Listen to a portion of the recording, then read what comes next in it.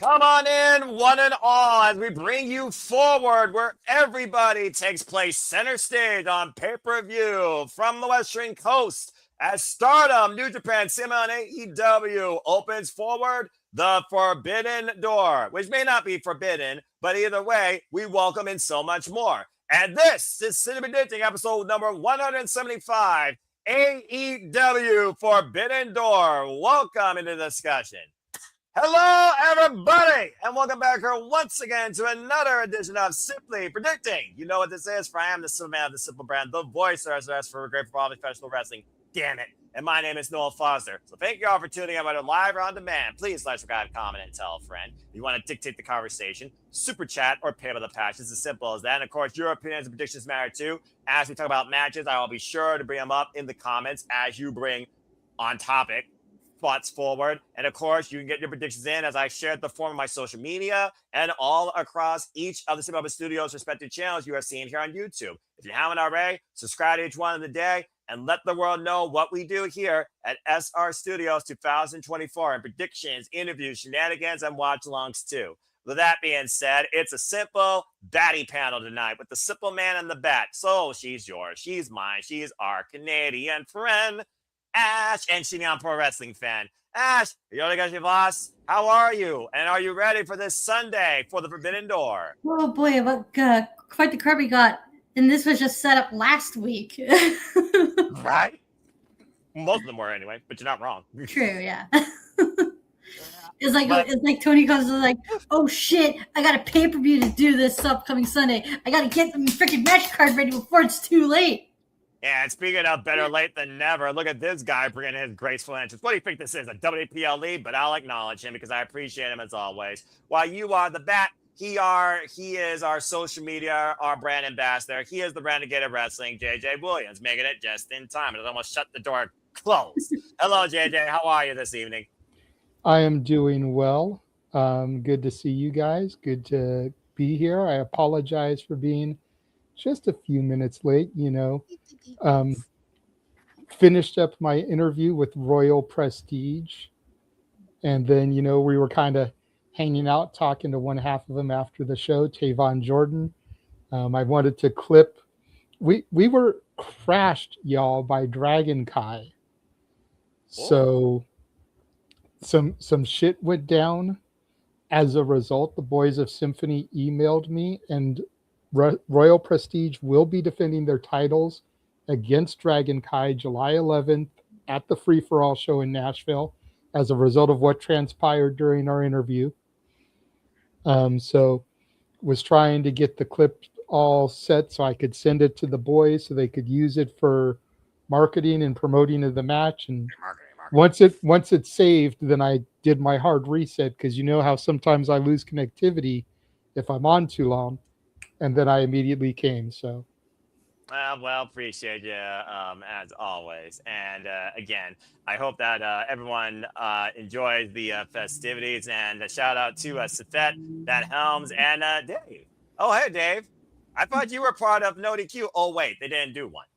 Well, I have no problem inviting you in. I mean, hey, Forbidden Door, why not bring in literally a no DQ panelist? It's my freaking forum, damn it. I'll get you the link here shortly if you can do it. If your bird comes down and you're not going to get the Virtue Award last night, you're more than welcome joining for the first time ever on Simply Predicting, so stand by.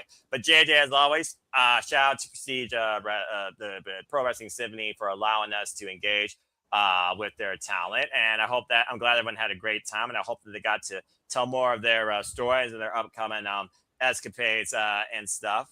So yeah, but without further ado, as we wait for our first time ever fan, and of course you also made, let's also just acknowledge this, because shout out to fellow partners here. Much like AEW's Forbidden Door, our door is not forbidden, neither really is theirs, because sometimes you do get more than in and out of the SR Studios family here, even on City Predicting, because you of course made your debut this past Wednesday on Major Push Wrestling. So shout out to Papagino at the Papagino Network, of course, allowing us to take part in his forum, as he just recently broke over 30 episodes. And again, you can find him as co-moderator of No DQ at times and meet him break it down and predictably break down. And we'll be doing that after this pay-per-view concludes, as well as for the Fed show too. Shout out, by the way, to the 23 of you so far that have gotten your predictions in, including but not limited to Charlene, the Mad General, Jerry Slaughter, Draco, Harold, Con Andrew. I recognize that name. Shout out to my Ohio brother. And so many others as well. Thank you, by the way, Lex, my ATW fam, all the crew from across the world. Steve-O, I recognize that name. The Rocket, David Joseph, and Dwayne Atkinson, Corey. Thank you, everybody. Mark Griffith, my horseman. So, again, thank you, everybody, for your patronage, participating, and engaging. And before we get into things, for the first time ever in Sleep Addicting history, it is my humble pleasure to bring in Birdman, not Harvey Dent or Harvey Blank. Dave Scheffler. Hi, Dave. How are you? Welcome to Sleep Addicting for the first time ever. Well, thank you guys for having me. I appreciate it. It's good to see you, JJ. Good to see you, Noah. Good to meet you, Ash. And thank you. And the birds, I'm just relaxing over there, so he's quiet. And we'll see how long that lasts, because we all know a bird, when they have something to say, they'll let you know what they have to say. But this should be Because the bird is the fun. Word. Well, the bird is the word. Yes. In one word, yes. On the X, it's dead, and I stand by that. Oh, we're in for a fun night. I could already tell. All right, without further ado, we got a fantastic foursome. We got a unique conglomeration here for the first time ever. I'm looking very forward to what could be my favorite episode of Sleep Addicting ever. So, Sleep Addicting community, professional wrestling fans, all elite fleet, global fans galore, casual and hardcore, sickos in sight. Without further ado, let's get into it tonight. So again, folks, this is AEW Forbidden Door, and you can watch the pay-per-view as well via the following providers on HBO Max here in the States or Prime Video in select markets. There's also My AEW, Datsun, and as you see, other forums as well, as apparently Safet's also joining in the fray. We will be covering the pay-per-view live this Sunday. It would actually be me and Ash. As far as the 0 hour, to be determined who's doing that or if we are doing that, because again, in Sleep Addicting and No DQ leagues, we focus primarily on the main card. But the other form of my heart is an advocate as to women's professional wrestling. We're going to acknowledge the 0 hour here and give some simple thoughts. With that being said, we got a wild 9 main card to predict tonight and 2 matches on the 0 hour to tap into for a little bit. So let's get started. What did you say? I said for now. They'll probably add something else on Collision. He's being very better at that. You stop it. Make it a All 13. right, you stop. There's at least going to be one more 0 hour buy-in match. Shut it, JJ. We got Collision yet. We got Collision, remember? We need to get the TV title, the New Japan TV title on the card. Let me ask, before we get started, wait, let me ask this one question. All right, fine. Is anybody else miffed that Persephone is defending the CMLL title on Collision and not on Forbidden Door? Yeah. That could have been a 0 hour hindsight.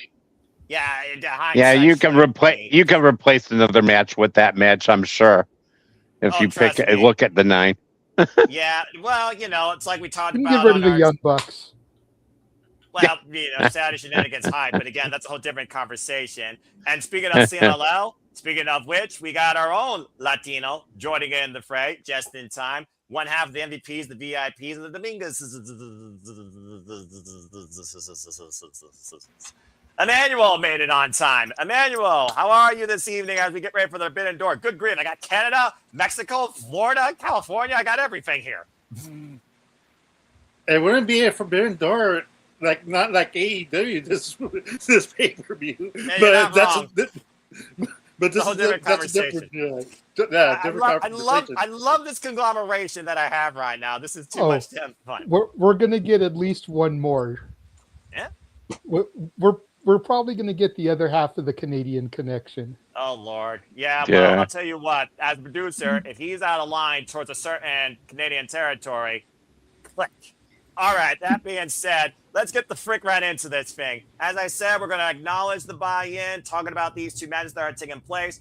One with AEW Women's World Championship implications, tag team. The other one with future AEW Championship implications for a TV title. Because announced tonight and also last night on Dynamite, Sky Blue gets one more chance towards glory, towards the TBS title. Much to the fact that her man held the TNT Championship, she has one last chance to maybe go after the TBS in the short run for survival of the fittest. If she overcomes Stardom's strongest, Micah, former World of Stardom champion, as well as former leader of Empress Nexus Venus, before that group diminished, and of course, called her in Ring of Honor last week in Cincinnati. Along with this match will also be the Divine Dominion, who has accepted Thunder Rosa's open challenge, not for 5 minutes, but for the titles, much like Ty got the chance to Double or Nothing and blew it.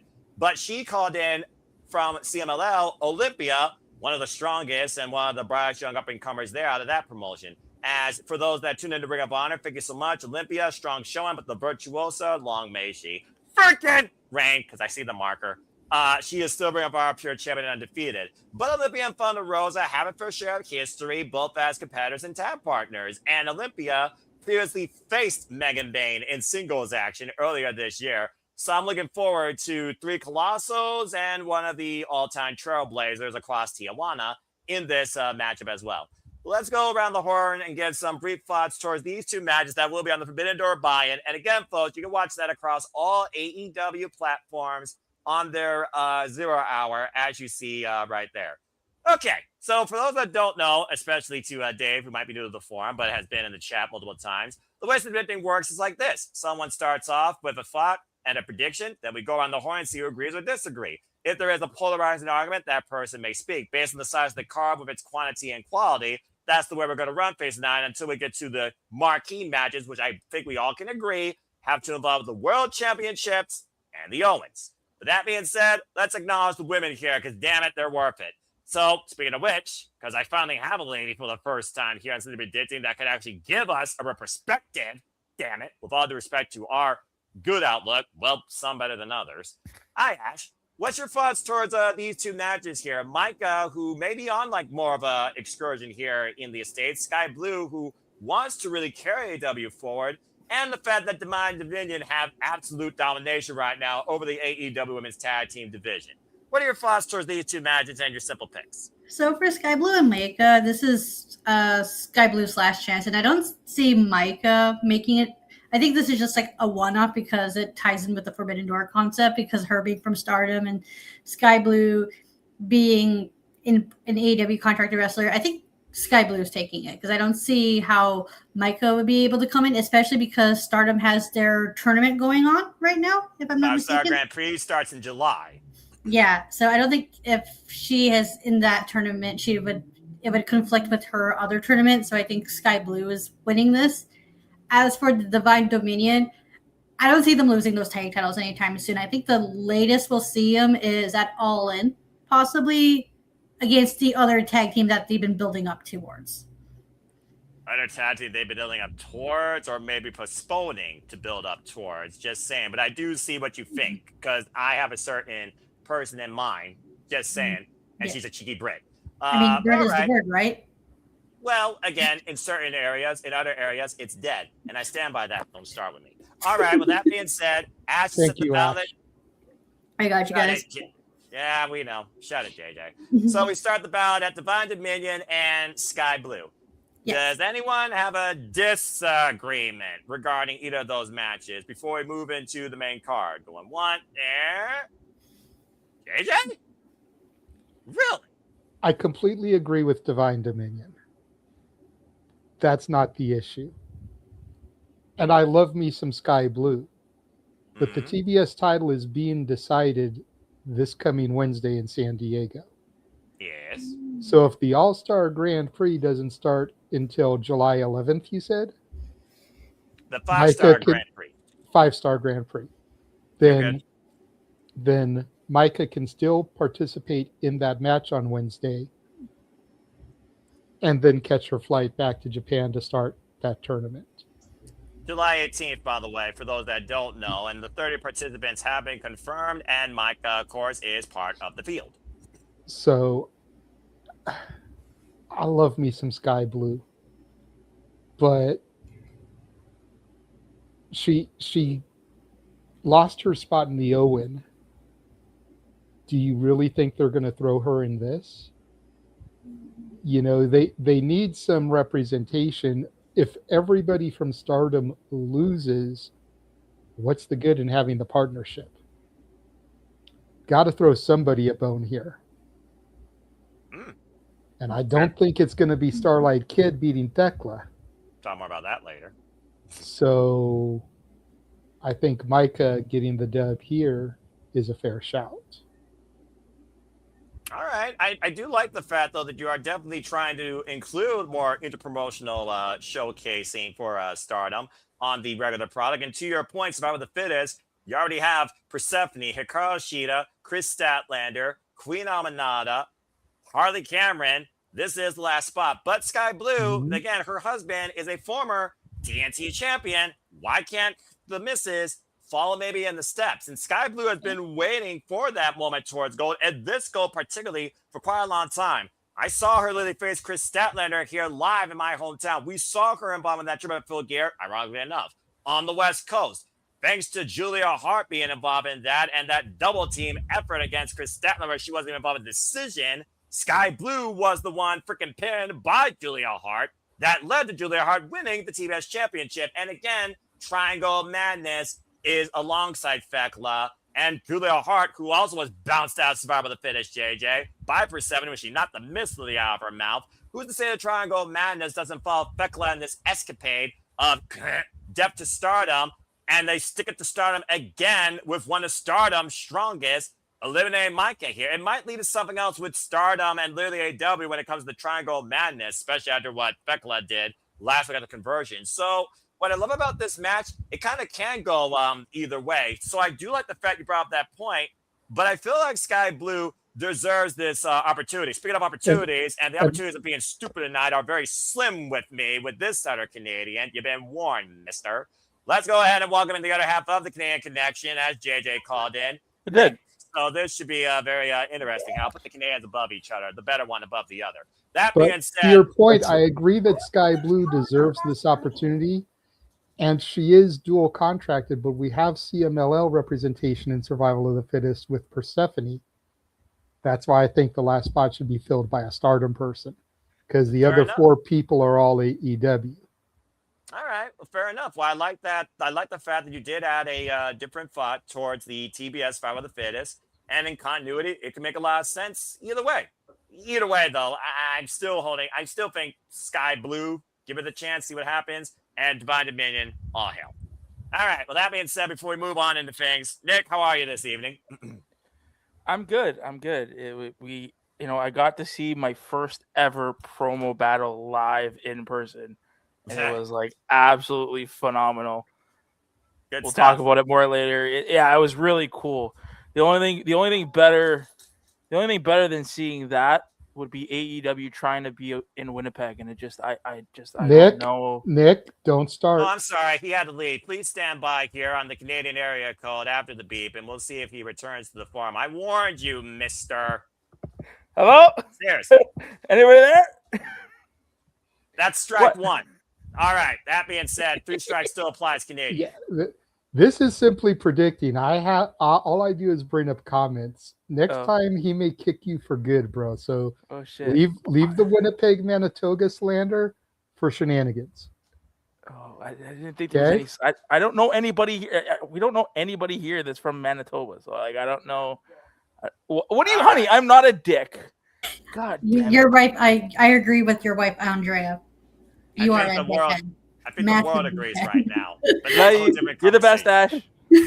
You're great. Don't ever change. Nice job with the brownie points. Now shut your face. All right, moving on. Let's go into the main card now. Good opening thoughts on the women's contest. Let's get right into the thick of things and what's most important here at Forbidden Door. Much like Double or Nothing is the Owen Hart Foundation tournaments. And as we know, we have both the women and the men. And the winner of this year's Owen Hart Foundation tournaments, they go all in. So let's start with what could be a Cinderella story. Ironically enough, the women's match kicked things off at Double or Nothing in 2024. I can see it in the opener here because, again, I don't think nobody had Maya World and Mercedes Moné on their match card list. But what turned into tragedy that has come a strength in itself that could lead to ultimate triumph is a very realistic possibility here, considering Sabre, the sun god, she unfortunately couldn't vacate the spot due to a back injury. And, of course, Maya World stepped up to the plate. Much to JJ's point, she made her way through the Owen Hart Foundation tournament, being Sky Blue, and her teacher, Athena. From her teacher to literally her idol, in her own words. That's a rough idol, though, I'm just saying. Mercedes Moné, of course, coming to a more humbler version of her theme. No humility, though, on this CEO's demeanor as of late. Came in after beating Alex Windsor, and, of course, bounced Suzuki out of the tournament in 2 very hard-fought matches. So, once again, we find ourselves with last year's Women's Owen Hart Foundation tournament winner, defending the one title she has left as the CEO lost her entire portfolio over the last calendar year much to one particular person on the panel, I'm sure, would say to the wrestling business's benefit. And to a degree, he's probably right. Either way, no Thomas Tony Storm, no Saray, a toxic spider right now at the fray. One of these two women is going to Wembley Stadium no matter what.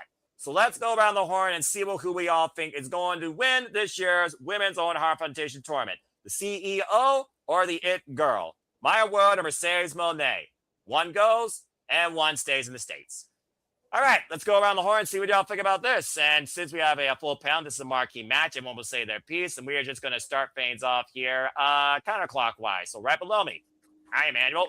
Let's start with you. Mercedes Moné or Maya World? Who you got going to Wembley Stadium? Since I'm much of a Mercedes Moné hater, I would say Maya World. But I know Tony Khan. This will not happen. So I'm not going to pay my Mario Kart yet, which you can buy now at JJ's shop. Your only Mario Kart shirt, your own sticker, your own... Yes. But All right. But nevertheless, let's talk about the match. Mercedes Moné is going to has to win this. Sadly, she's going to dethrone Thekla. It's not what I want. There's a reason why Tony Khan paid so much for Mercedes Moné. Like, and she doesn't win it. Like, then what's the point of wasting all that money to her bank just for her to lose this match?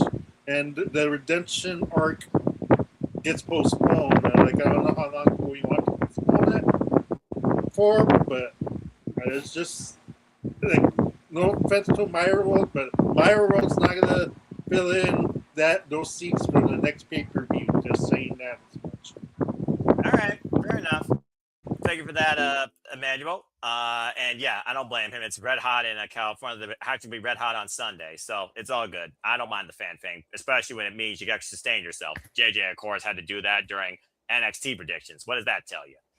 It's probably hot as hell in the Midwest too. All right, well, thank you, Emmanuel. That being said, he set the balance and CEO. He invested in her for all in.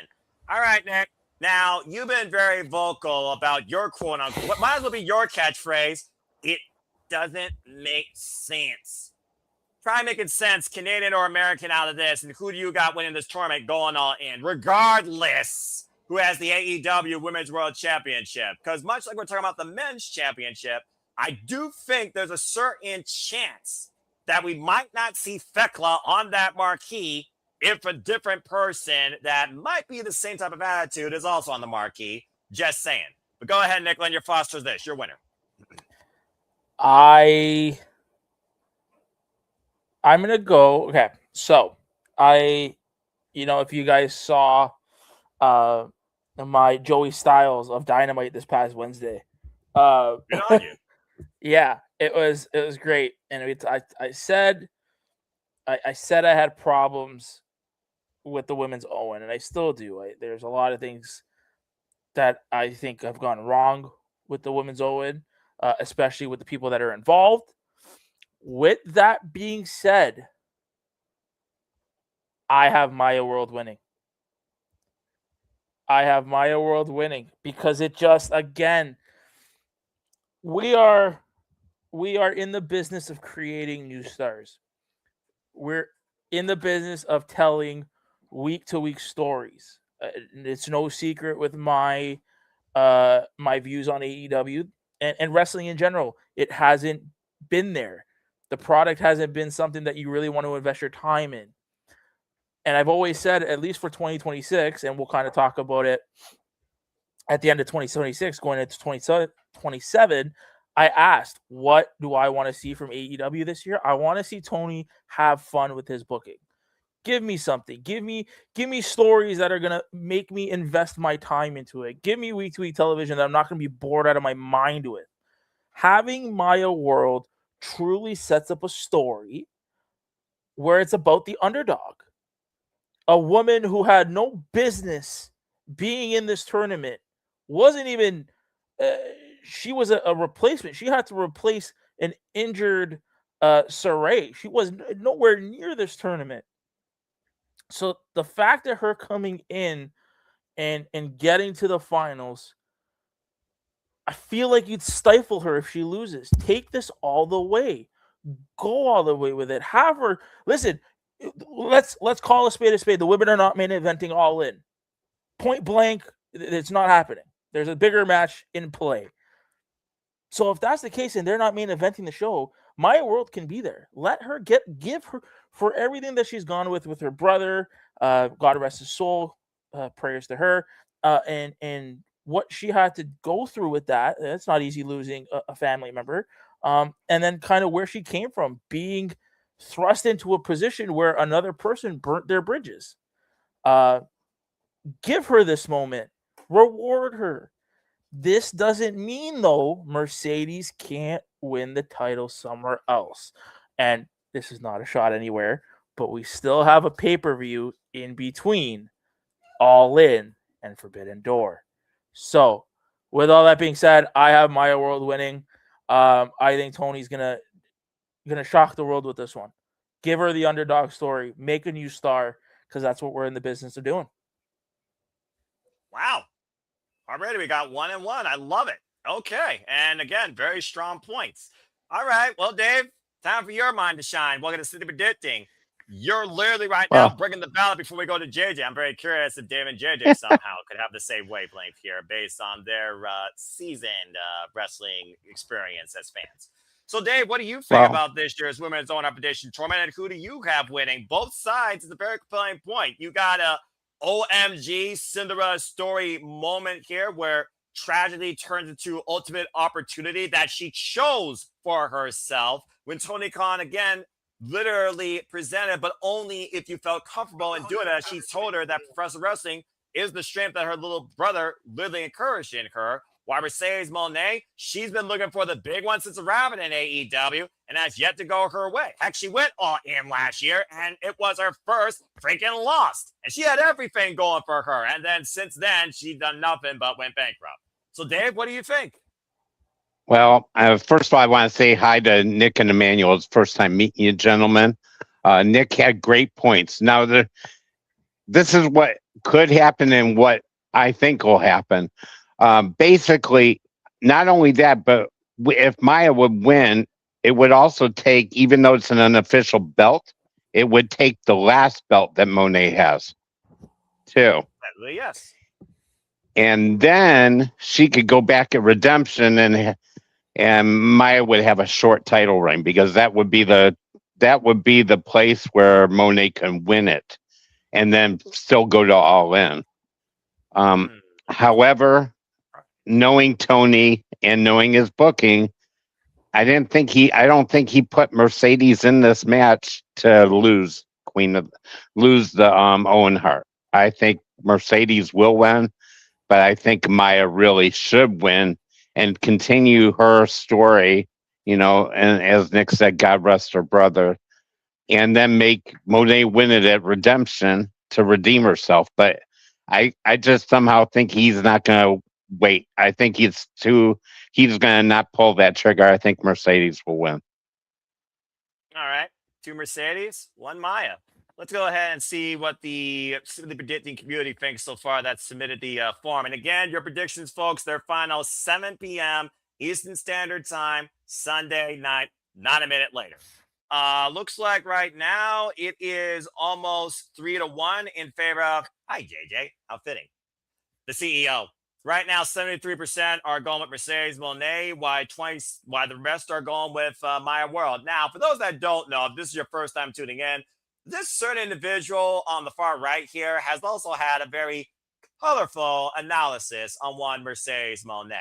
And I'm sure he will bring that forward as well. But he also has a very unique outlook on Maya World, who we've seen the growth of since Mission Pro and Reality of Wrestling before she became All Elite alongside High-End. And High-End and Maya World are going to main event prior to freaking Forbidden Door against Athena Mercedes Moné this Saturday on Collision. Might be up for telling of things, just saying. By the way, kudos to what both those women have done so far.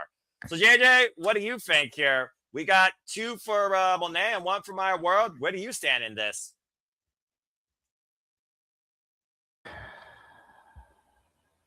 Do I go with my heart or do I go with my head?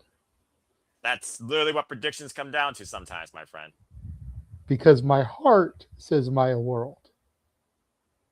My heart says let the young upstart defeat her idol, take away the last championship belt that she has yet to lose, let her crash out. You know, do I see Maya World beating Thekla for the title at All In? No. But to the point I think that Dave made, that doesn't mean they can't run it back at Redemption, and Mercedes can get her redemption there. Exactly. You know, and begin her quest. You know, I mean, what's the time limit on an Owen match traditionally? No time limit. There must be a winner. Okay. Because I was going to say, what if it goes to the time limit? It has to be a winner, and Maya World wins in the overtime. And that's why we run it back at Redemption. You'd be calling for the longest women's match in AEW history, though, if that was the case. This is probably accurate, but if there's somebody that can hang with Mercedes, I think Maya can. Because to your point, I've seen her come up. I've seen her progression. I've seen her escalation through the ranks. You know, much like we followed the ascension of one Busta and the Brain, we've kind of been there for a similar journey with Maya World. As I have with Hyan. So if I'm in Las Vegas and I'm putting $100 down, I'm betting on Mercedes. But this is simply predicting. I've got Maya fucking World. Stand by your convictions, my friend. That's all I got to say about that. All right. And that being said, 2-2. Hi, Ash. Hi. So, Ash, what do you think about this whole thing with the AEW Women's World Championship? Of course, we look at the cause and effect, and we'll talk more about that later. It's really up in the air what the outlook of the AEW Women's World Championship is going to be, not just to All In, but really after. I felt like if Timeless Tony Storm wasn't bloody murdered, it'd be a whole different conversation right now. Here I'm pretty more definitive, because I almost feel like we were waiting to write that scene all over again for the bug killing. But that's a whole different conversation for another reality in black and white.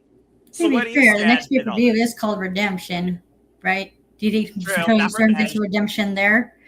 That's when we find out who murdered her, or is that too early? I mean, Revenge, Ascension, Redemption, they all could play, and and we still don't know. Mina's still on the hunt for the assailant. As far as we know, it's not her. But anyway, continue. Yeah, this can go either way, because I've been impressed with Maya World, especially during the tournament, because having her win it would be just such a beautiful Cinderella story. However, with that being said, Mercedes Moné does really well in tournaments, and this is her last belt she has to lose. But I just said Spafford I don't see her losing the tournament, though. I see her winning and using her belt to go all in. And I know a lot of people are thinking, like, well, what if Thekla retains that? Like, what if Thekla goes in all in at the champion? But who's to say? Maybe I'm looking too far ahead, but there's a possibility Thekla might not even be champion going into all in. So we can get Mercedes Moné to a different opponent. So as much as I would love to see like Mercedes Moné spiral out of control and lose the title, I don't see her losing this title. This is the one title she's keeping and using that to transition into possibly becoming champion. So I have Mercedes Moné win the tournament. So you got a 2-time consecutive on Hart Foundation tournament winner. You see what the drama Blake Monroe basically did, cashing in on this opportunity and actually winning the women's championship again. As a possibly, yes. I can see that happening. Yeah.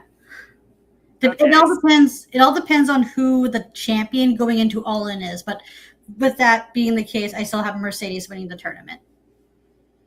Okay, so 3 Monés, 2 Mayas. My thing is this. What does Redemption do to be a roadblock towards either the winner of the Owen or the world champion, in this case for the women? Looking at Thekla's track record of people she's beaten, and looking at her current escapade to literally stick it to her former employer, but also looking at Mercedes Moné's Japanese history. It's one of those things where I almost want to go bold on the women's world title, and we can kind of cause an effect probably into that because, that's what this affects. But it's just one of those things right now. Again, 5-Star Grand Prix also coming up, and I believe Starlight Kid is also involved in that. That I just don't know right now who I see carrying the women's division beyond All In. It's almost one of those things that right now I wish somehow, some way it was Alex Windsor or Jamie Hayter, but I do think there's a different plan for those brawling birds, if you catch my drift. Both proud countrymen as well, by the way. But also with that in mind, Maya World, again, capture lightning in a bottle. This business is built on a foundation of moments, and it's created out of the opportunities you present with the talent that you have. It's one of those things, to Nick's point, that this could be an incredible, unbelievable, unpredictable thing that we're dealing with here. Much like Queen Aminata's rise for quite a little while that we saw on Dynamite while Jamie Hayter was out injured. And now she's kicking ass and possibly going to become TBS champion. But it's also one of those things with Mercedes Moné. Again, if she doesn't win this, you really think she's going to go back after the TBS championship? You really think she's going to find a tag team partner? Maybe her and Athena go after the Women's World Tag Team Championships when they both wanted to take over. Do you really think there's any other route for Mercedes Moné to pursue than the AEW Women's World Championship? It's the only thing she has left to do. It's the only thing she hasn't done. So it's one of those things about the last accomplishment to fulfill or first accomplishment to be fulfilled. And right now, well, considering I'm also in the lead, and I do think AEW likes to go a little bit bolder than some other places, especially under these special scenarios where they showcase more younger talent. I've already seen the way that she captured Athena. I can see her doing the same thing to Mercedes Moné.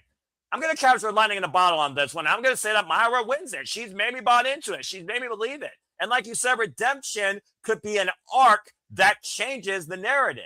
It's about what you do right now versus what it leads to in the end of fulfillment. I got Maya World. I think she's going to surprise Mercedes Moné, much like Moné beat Jamie Hayter last year with a surprise roll-up, by the way. It wasn't like she knocked her the F out or made her tap out.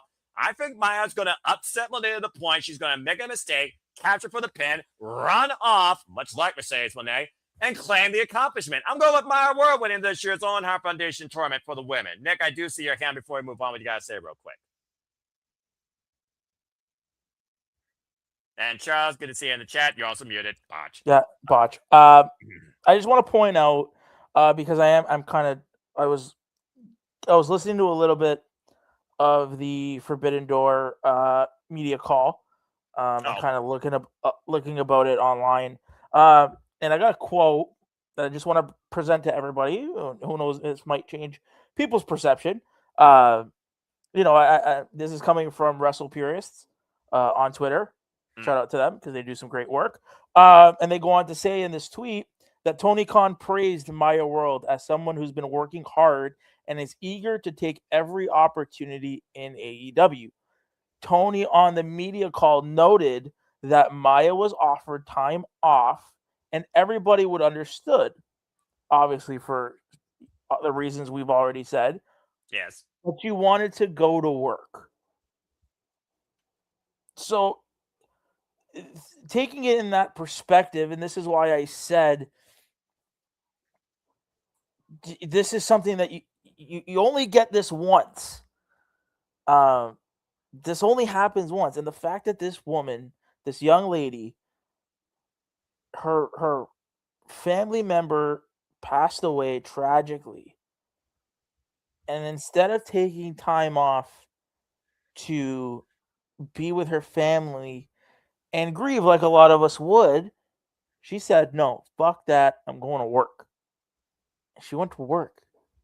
You know what I mean? Like that's just crazy. So that's why, like, I don't know. I just wanted to bring that up to you guys and just see if that changed anybody's mind, whoever said Moné.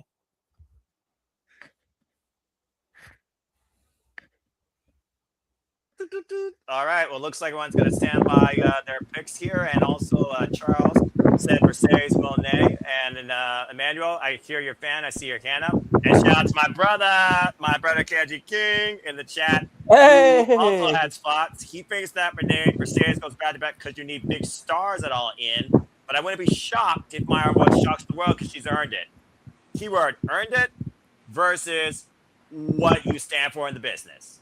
And Dwayne, apparently he got sold. He also picked Maya Rose. Good to see Dwayne X in the chat. I love how many people are all in on this because we should be, damn it. Because if nothing else, Maya World deserves it. Has Mercedes Moné earned it? And here he is now. Emmanuel, I hear your fan. Go ahead and speak real quick. Yeah, it's not that I don't want to pick Maya Rose because that's what I said in the beginning. I want to pick her, but just logic tells us like otherwise. Because when we have been having this conversation, because yes, that'd be a great story, but like I said, like if it wasn't because of the money that Tony just paid, it's just like that's the only reason why I'm not going for Maya World. If the money was never disclosed and I didn't care, there was no notification how much was she getting paid, I don't think we'd be discussing this. I think we would be all unanimous saying Maya World because she deserves this win. But since we know now know how much she was offered, then yeah, it's like it's kind of obvious. Like you have to get your investment back, like any business would.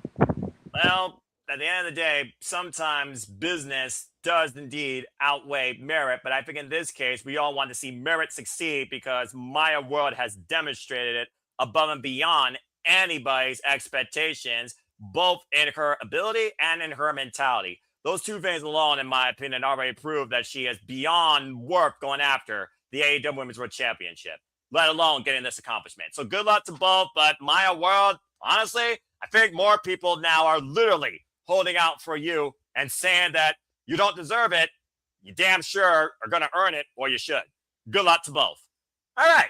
Well, as we segue into a shift of discussion here, now we're going to look at something that might ring of awesomeness or maybe a generational mid-card madness or mindset madness, you tell me.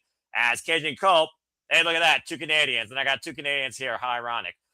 Cajun Cope defend the AEW Tag Team Champions against the Dogs, Clark Connors and David Finlay, where, again, the chorus veterans here kind of see the Dogs in themselves in a way. They remind them of themselves when they were younger. Straight up, we know how this really came ahead. After Double or Nothing, where Cajun Cole brought back, I still can't believe disposable cameras are a fucking thing in 2026. What the hell? Try to bring back the 5-second pose. The Dogs assaulted them, and they made a shirt out of it and got their own pose, much like the Emmanuel shirt you get at the SR Studio show. Also, damn you.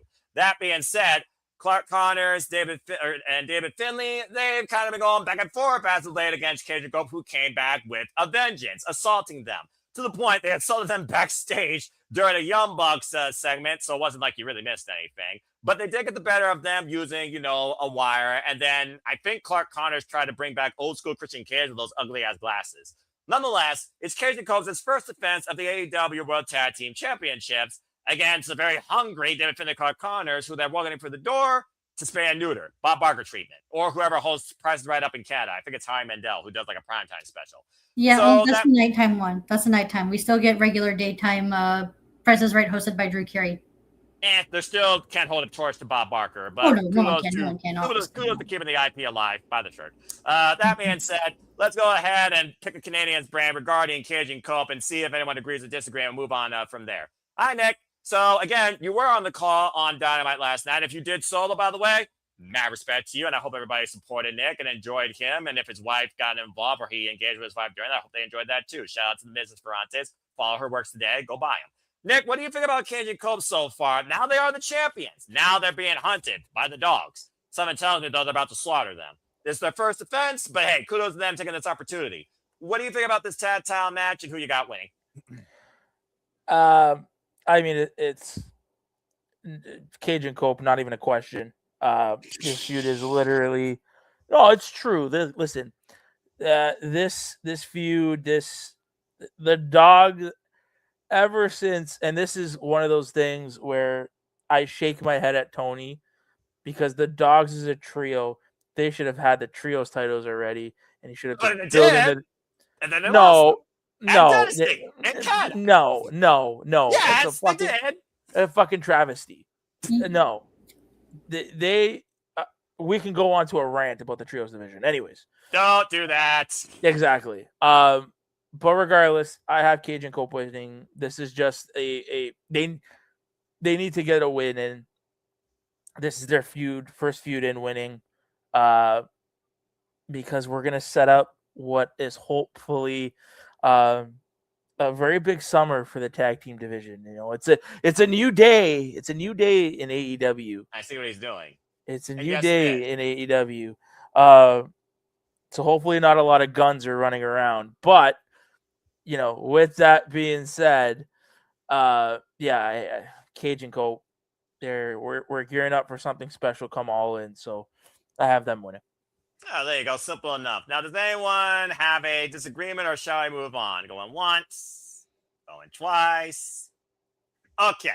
Yeah, I feel like this was a no-brainer. Sometimes predictability really isn't a bad thing, especially if it's a buffer towards a better thing. And I'm on Nick's mindset about there being bigger and better opportunities and things for the tag division ahead, especially if Adam Copeland is due to maybe put up the boots later on at Wrestle Dream in Canada, But again, still speculation, not actuation.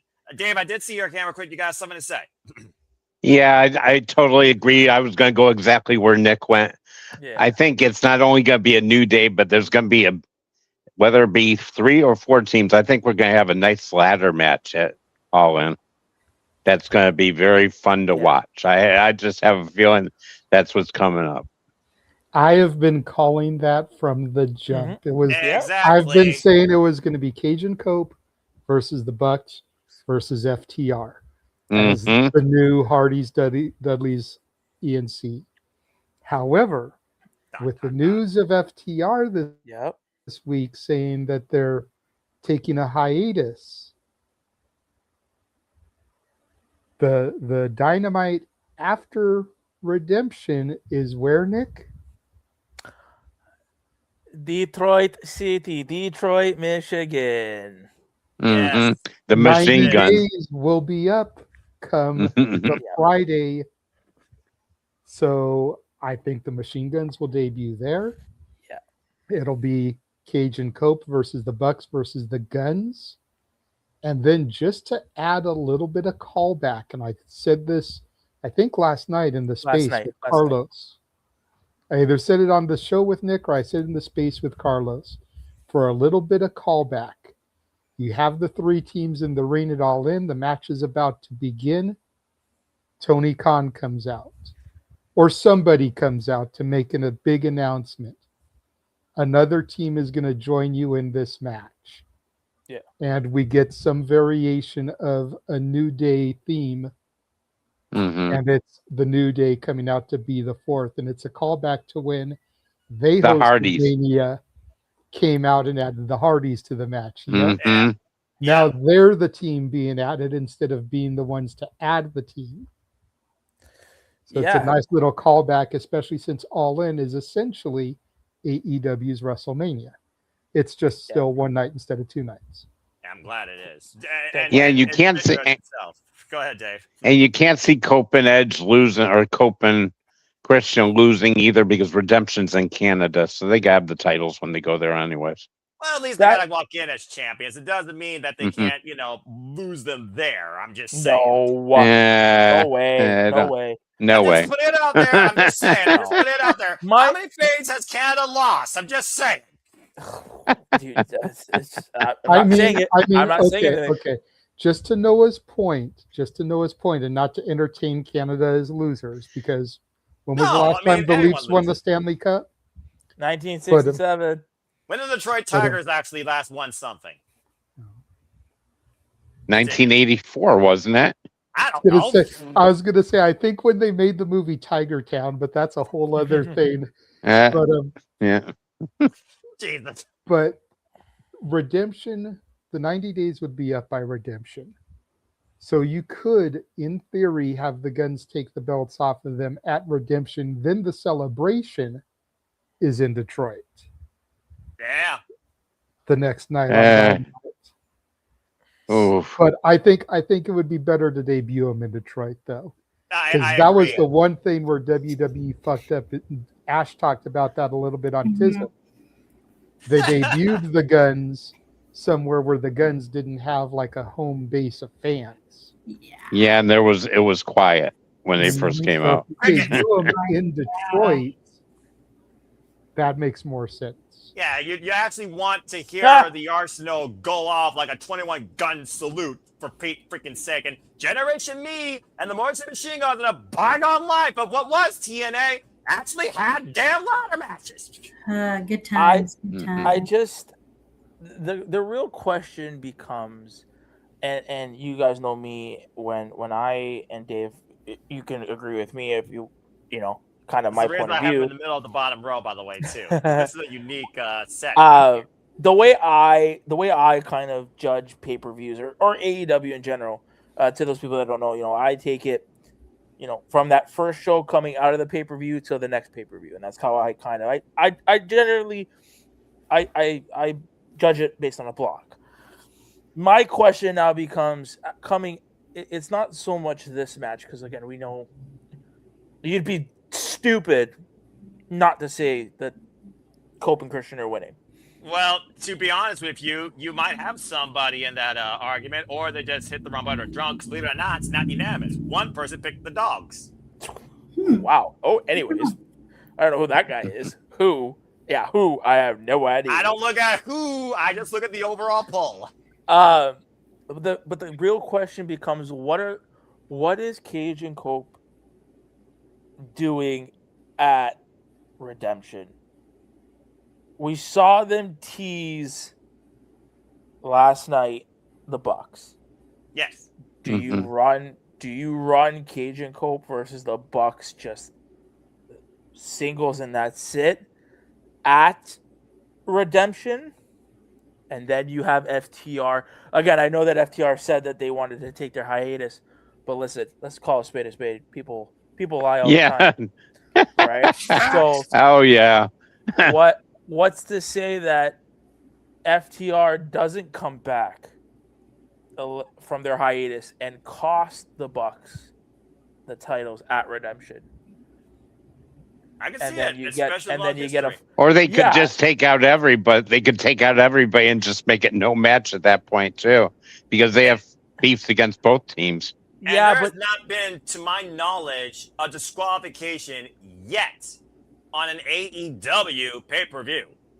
yeah, but see, Tony's thing is, and we all know Tony, if he's putting something on a show, you're getting it. It's not that you're not. This isn't a WWE thing where they promote a match and then you don't get it. I think they're gonna get it. Like, if they promote that match, they'll get it. So that's the thing: is what are we doing coming out of this show?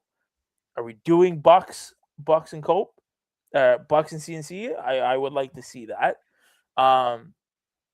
Just for the love of God, once this stuff is done with the dogs, I don't want to see any other bottom. Not to say that the dogs are bottom feeders, but I don't want to see any. I want to see top quality. We're going to be at a point with this tag team division where we need to see top quality acts, especially if people like the New Day and the Motor City Machine Guns are coming into the company. The tag team division needs to step up now. So I don't want it. Listen, love the dogs. I don't need to see them challenging for the tag team titles. I don't need to see Top Flight. I don't need to see any other Ring of Honor. I don't need to see LFI. I don't need to see Ring of Honor. Let's start getting to the tag division where it needs to be. Well, you got the person to get back. So I can definitely see business being picked out because they're in the business now of hurting people for money, but it doesn't mean it can't lead to championship glory. JJ, I see you again before we move on. See, this was supposed to be a simple conversation. Somebody said Edge and Christian. Everyone agreed we were supposed to move the fuck on. And then Nick decided to turn it into an analysis, and then here you all guys booking all in. By the way, Tony Khan, JJ, Dave, Nick, they'll work for you for creative, by the way, in case you need more hands. And to Safet, love you, bro, but that's why we booked the New Day coming in at All In, because 90 days would be over by there. We fucking know they got 90 days. Thank you very much. I mean, We already knew that, but okay. Way to put him on the spot. Continue. To counterpoint you though, Nick, I could see Cage and Cope wanting to put over a younger team as the grizzled veterans. Exactly. Instead of just giving it back to the Bucks, instead of giving it back to the Machine Guns or giving it back to the New Day. And granted, Cage and Cope never got to have matches with those teams. Get it. But I could see them wanting to put over a Busta and the Brain. I could see them wanting to put over a Rascals. I could see them wanting to put over Infantry. Yeah. I could see them wanting to put over a younger team that could be the future, like they were given that opportunity back in 99 and 2000. Well, this business is all about evolution. So great talk, Nick and JJ, as I restore fans. But this is what happens to the predicting, folks. Anything but. Welcome to the conversation, Dave, because sometimes someone has to steer into fantasy booking territory or what if. Well, let me just say, Dave. Well, no, I gotta say. Let me just say, Dave, this isn't a no DQ predictions that's done in an hour. This shit sometimes goes 3 hours. Yeah. Well, it's a party.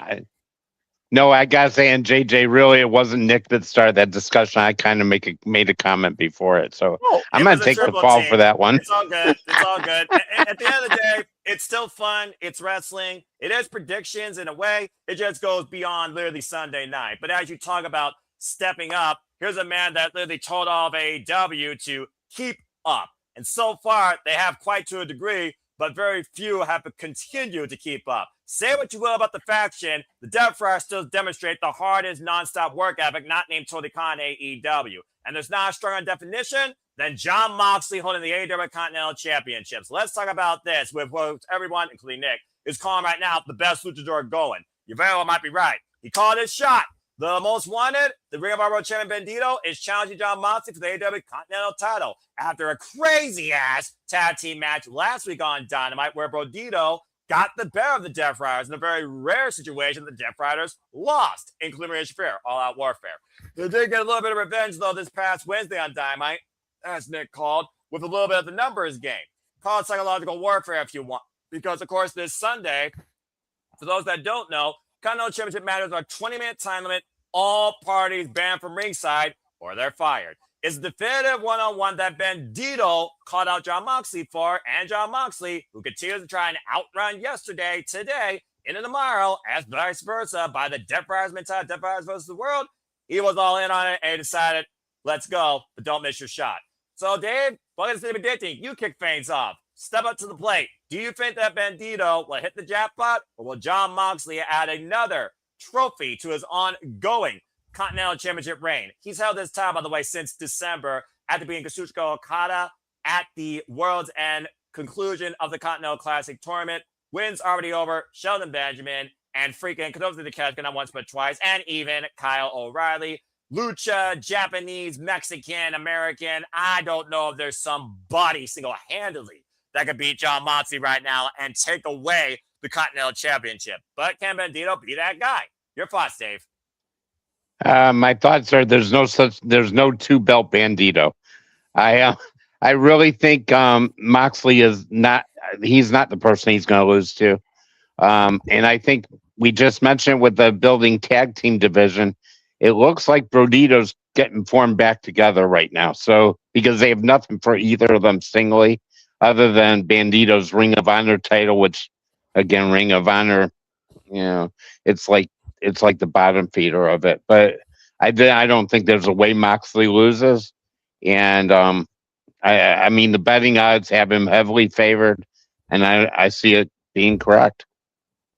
Yeah, fair enough. And again, if it goes to 20-minute draw, and he has done that, folks, in the past, Jon Moxley goes on to the title. For those that have been on the Digital Leagues for the first time, we're all about who leads with the championship and who's declared champion at the end of the match. That being said, Dave's got Jon Moxley still riding high as the Continental holder. Do we have any disagreement before we move on? Going once, going twice. And Nick, are you just mocking me, or are you actually going with Bandito? about to say. Just guns up. That's all I gotta say. Guns I up. thought that was the Bang Bang game, but okay. And it looks like, again, I do commend people when they choose to be bold and predict differently, because once in a while you get $100 like you did betting on Randy Orton at WrestleMania 37. If you know, you know, folks, unfortunately. One person did pick Bandito. I almost wondered this is the same one person that picked the other. I didn't saw his face. Wasn't me. I swear to God. I did not activate the Emmanuel cards. It was not me. I did not do it. I swear. Are you sure it's not you or Emmanuel that's fucking with me? Are you sure about that? No. The only thing I predict from this match, and I swear to God, Tony, if we don't see fucking Jay White this weekend, I'm gonna be there pissed. It is. I'm gonna be pissed, dude. It's like, how bad of an injury? He's definitely missed. Jay White is missed. Definitely. And he's one of the only people that John Moxley has yet to beat in singles action that has a win over this man more than once. Yeah, he got hurt. Or he may have been the next one to go against Moxley for the title. Well, and I think that been during that time, yeah. Well, if we run it back and we roll back the tape, the reason why roll it. The reason why what's his face? What wasn't in the Owen Hart last year? Was because of Death Riders and John, right? So that's correct. Especially him and his history with Will. That's another layer. See Ash's face because she knows about the New Japan lore with you guys. Jay White and Will are very familiar with each other, so I mean, just adding him into that storyline, it just makes sense. Hurry the fuck up, Jay. Hurry up. Again, we don't know anything beyond our screens. Truly, seeing is reality. We'll see what happens if you breathe with the switch me once again. Either way, we're all definitively on this case the same number of Death Riders, by the way. I guess that makes you Maria and Shafir, even though you're usually the solution, not the problem. By default, yeah. John Moxley is the Continental Championship. Man, I see your since this is the thing that you lead, does that make you Moxley? I mean, I'm from Ohio. I might as well be. I got dibs on being Claudio, though. All right, fair enough. I'll be Pac. Yeah. You are a bastard at times. Emmanuel can be Daniel Garcia. I'll be Daniel Garcia. That means Emmanuel should be Yuta. There's our future tag team champions in Ring of Honor. All right, moving on. I guess we're now the Death Riders. Damn. All right. Oh, no, I think I've got more of the Yuta hair. Noah, I was about to say, like, remember once upon a time, a couple months ago, we've been talking about how the Death Riders was going to kick out John Moxley. How did that go? That trail, right? Like I said, it's not about a Godfather, off with the heads leader, it too Brutus storyline. It's a mentality on professional wrestling work ethic that the Death Riders have set that so far has been unmatched by anybody else in AEW. They don't give zero fucks what you think beyond that. Death Riders versus the world. Might as well be me versus the world when I don't give zero fucks about anyone else on the internet. All right, so yeah, I guess I am John Moxley. Fuck it, I'll take it. Shoot, I'm the definitive all-league winner at this point, so why not? You all are chasing me. All right, let's go ahead and move on. Good stuff, everybody. Welcome again, Dave. I hope that you're enjoying this. This isn't your last. I love it. I love it, all guys. Right. Now we move on to JJ, who gets to talk about his favorite team. You know what? I'm not going to do that to you, but I am going to. No, I am going to do that to him because he's still familiar with them. Fuck it, it's California. Let's go ahead and talk about this literal interpromotional triple threat as the Young Bucks take on Sky Team, Mystical and Mascara Dorado. Who might I add? They're going to challenge those fans to give anomalies for the Ring of Honor World Tag Team Champions. And yes, the reason Beast Mono's in here, visa issues. In fact, several talents had visa issues, which is why this card has actually been changed up. Kudos to Tony Khan and still making something. The Young Bucks, JJ's favorite tag team, if you know, you know, folks, and Shigeru Takagi and Titan of New Japan Pro Wrestling Unbound Company. Simply put, folks, it's CMLL versus AEW versus New Japan Pro Wrestling in a triple threat tag team match. So straight up, it's exhibition. And sometimes at pay-per-view, you get that type of thing, just cuz. Especially when it comes to representing more than one company. Surprised me they would have the Evolve Championship on NXT PLEs, but that's a whole different conversation. That being said, I'm sure it's going to make this short, sweet, and simple, considering what we might be building to, that Nick, Dave, and JJ, their own triple threat, teamed up on trying to write for the rest of the summer. So JJ, simply put, what team you got winning, what brand you got winning this triple threat tag team match? Short, sweet, and to the point. The match is happening in California. Dynamite is in California. AEW is winning this. Rod and Todd Flanders walk out as the winners of this match. I have not heard that for a while. I think that's the first time Dave heard that live. Okay. Shout out to Matt Hostetter, because I know he usually pops in the chat. He uses it all the time, Noah. I hear this. I hear it all. Because I've started to call him Rod and Todd now. But yeah, everybody knows my disdain for the Young Bucks. But as Noah pointed out, we're going to build toward the Bucks versus Cage and Cope. You don't get there by letting any of the other teams that aren't going to be around for the next 3.5 months, except for a maybe random collision match, just because we might see Mascara Dorado and Mystico for Grand Slam Mexico, but that's August. Yeah. You know, the Young Bucks are walking out of this with the dub here. All right. Well, let's go ahead and see if there is actually a different team disagreement before we move on. Because again, it's a triple threat. Maybe someone will surprise me. Young Bucks is the first bout for the win. Anyone got a different team in mind under any sort of circumstance? Keep in mind, Young Bucks don't to be involved in the decision. Go on. Really? What, Nick? What team? As soon as he unmutes himself. Technology, folks. Steven and Canada. Technology. Right. This would be it. I think this would be a really great time to debut a real Forbidden Door. Because, usually when you say his name, he appears. So, I wish Joe Hendry was here at Forbidden Door. God, fuck you! His name and he appears. I believe in Joe Hendry. I got the once. I got the Bucks winning. All right, fair enough. Damn it. All right. Well, that being said, I guess we'll move on because, in my opinion, Shigeru Takagi's in the G1 Climax. Stay tuned, folks. Will be coming opening day, and Ash and I will do a Barry Breaker breakdown of the G1 ahead of that. Stay tuned for further details on that. And with Grand Slam Mexico coming up, El Sky team's already involved in Ring of Honor. Mystico has been heavily involved in AEW, teaming alongside Speedo Mike Bailey. Mystico and El Dorado are the NWW Heavyweight Tag Team Champions. And Teton Shigeru Takagi, former Los Grandes Stay Out Pong, now part of Unbound Company. Teton heavily involved in CMLL. It feels like the only way this affiliate goes forward is Young Bucks. It's just a matter of, okay, which team eats the fall? I feel like it's got to be the CMLL contingency to maybe just, protect Shigeru Takagi and New Japan Pro Wrestling. Then again, Teton might be the most unfamiliar name under the AEW banner of showcasing. So I could actually see a Teton being involved in the decision here. But either way, I think the Young Bucks are going to swoop in and escape with the win because triple threats, you just got to find the moment to get the count. Leo Rush did that last week of Ring of Honor against Ash and AR Fox. And just saying. Ash, I saw you unmute for a moment. You had a thought real quick before we move on?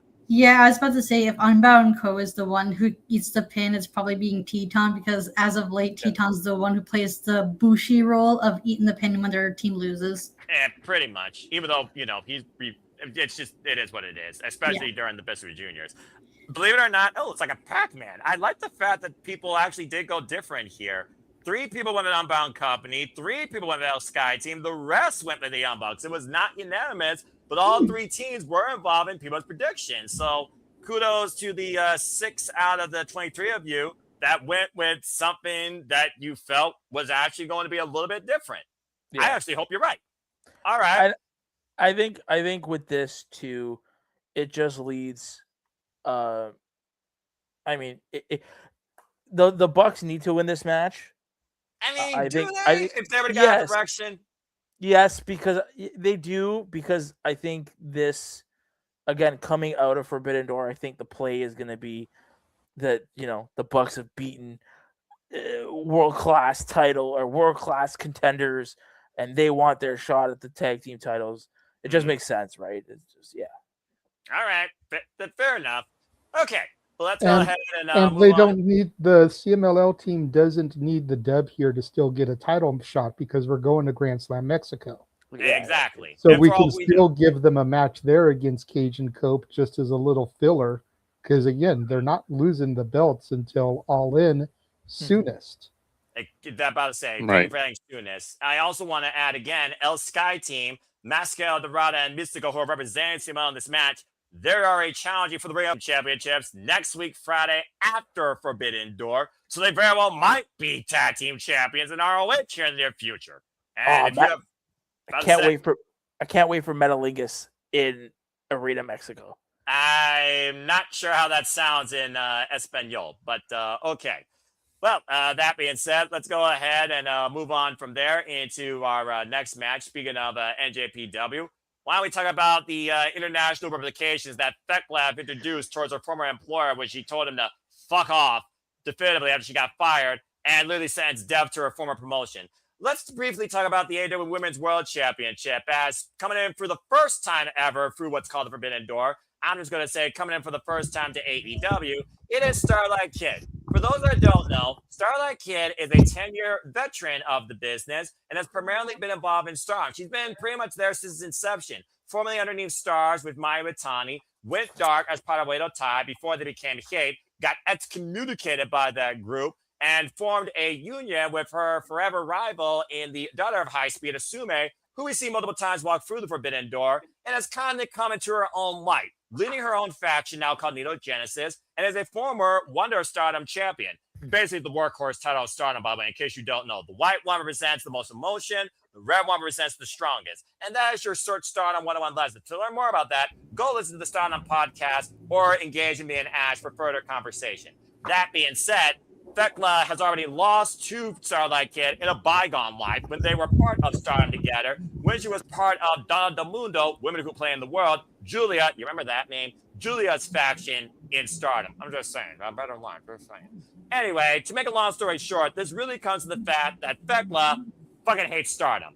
The president literally fired her last year on the spot after she assaulted him and staff, after she lost a match, which had to join a faction known as Cosmic Angels, which went against her identity as the idol killer, destroying anything cute and strong. That's pretty much what Stardom's identity still kind of is to a degree.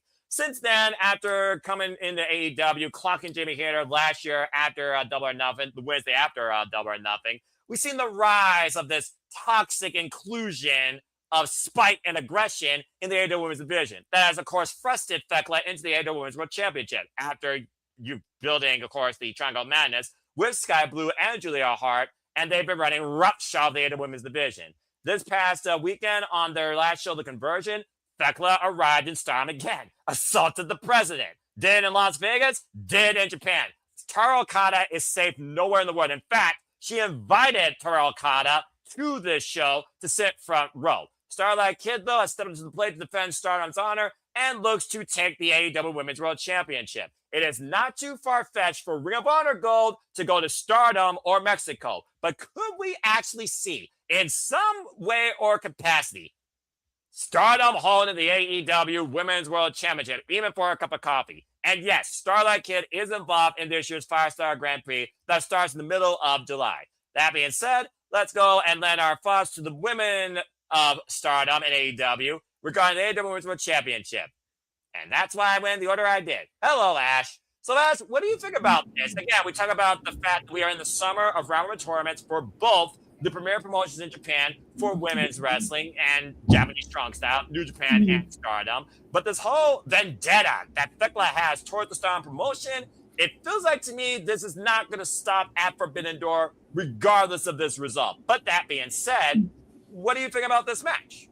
I am looking forward to this match because I've heard many good things about Starlight Kid. I've seen clips and highlights of her, and Oh my god, I absolutely love her. She is both scary and adorable. It is amazing. I love There's a her reason why so El much. Desperado endorses her so much. I Too. love her so much. I can't wait to see her in action. She's just, love this oh my batty demeanor. god. Oh my god. I can't speak enough about it. I'm looking forward to this match. I can't wait for her to see what she's all about. And with that being said, I see Thekla retaining. Because yeah, because I don't think Starlight, as much as I would love the idea that friends of mine have been pitching that Starlight Kid being the mascot and the face of Stardom, getting the AEW title off of Thekla, which would be freaking amazing because, you know, it'd be nice for a change for like, you know, a Japanese wrestling company to take an AEW title because I'm sick and tired of it being the other way around, but we'll get there when we get to that point. But you know, we'll get there with the next match. I'm sure you'll talk more about that here shortly, but continue. Oh, absolutely. I am. Rest assured. So yeah, I see Thekla retaining, and who's to say they can still work that into the tournament, and who's to say the winner of the tournament not only wins the Wonder World Stardom title, that's the title's name, yeah? The World of Stardom Championship. Okay, yeah. They could do like possibly like maybe a title versus title situation. That is, if Thekla still has the title, that's possibly could be a thing, but yeah, I don't see Thekla losing the title to Starlight Kid. Okay. Well, that being said, Ash has set the bout to the AEW Women's World Championship to Thekla retaining by any means necessary. Madness, Sky Blue, Julia Hart, Miss, Brass Knuckles, and we've seen her run, by the way, if you looked at her matches against Alex Windsor, Persephone, Julia Jamie Hayter, and Mina Shirakawa. It's been a hell of a run for the AEW Women's World Champion. I'm just saying, especially out of that crazy ass 4-way at Double or Nothing. That being said, she got Thekla retaining. Does anybody have Starlight Kid winning? Going once, going twice. JJ? I'm not 100% on her winning, but I feel like the Owen match and this match really go hand in hand, because if Thekla retains, Mercedes shouldn't win. You got a heel versus heel at All In. Right. You would want Maya World to then win. That way you've got the baby face versus the heel. So if Mercedes is going to win the Owen, you should move the belt to Starlight Kid. If even just for a couple of months, because then you've got Mercedes, the evil boss CEO bitch, defeating the beloved Starlight Kid. Fair thought. And again, So, like I said, so it's very much a symbiotic relationship, the yin and the yang. right. And placement on the card, I think, is big when it comes to this match. Mm-hmm. Is this after the Owen? Is this before the Owen? I feel like it should be after. This match.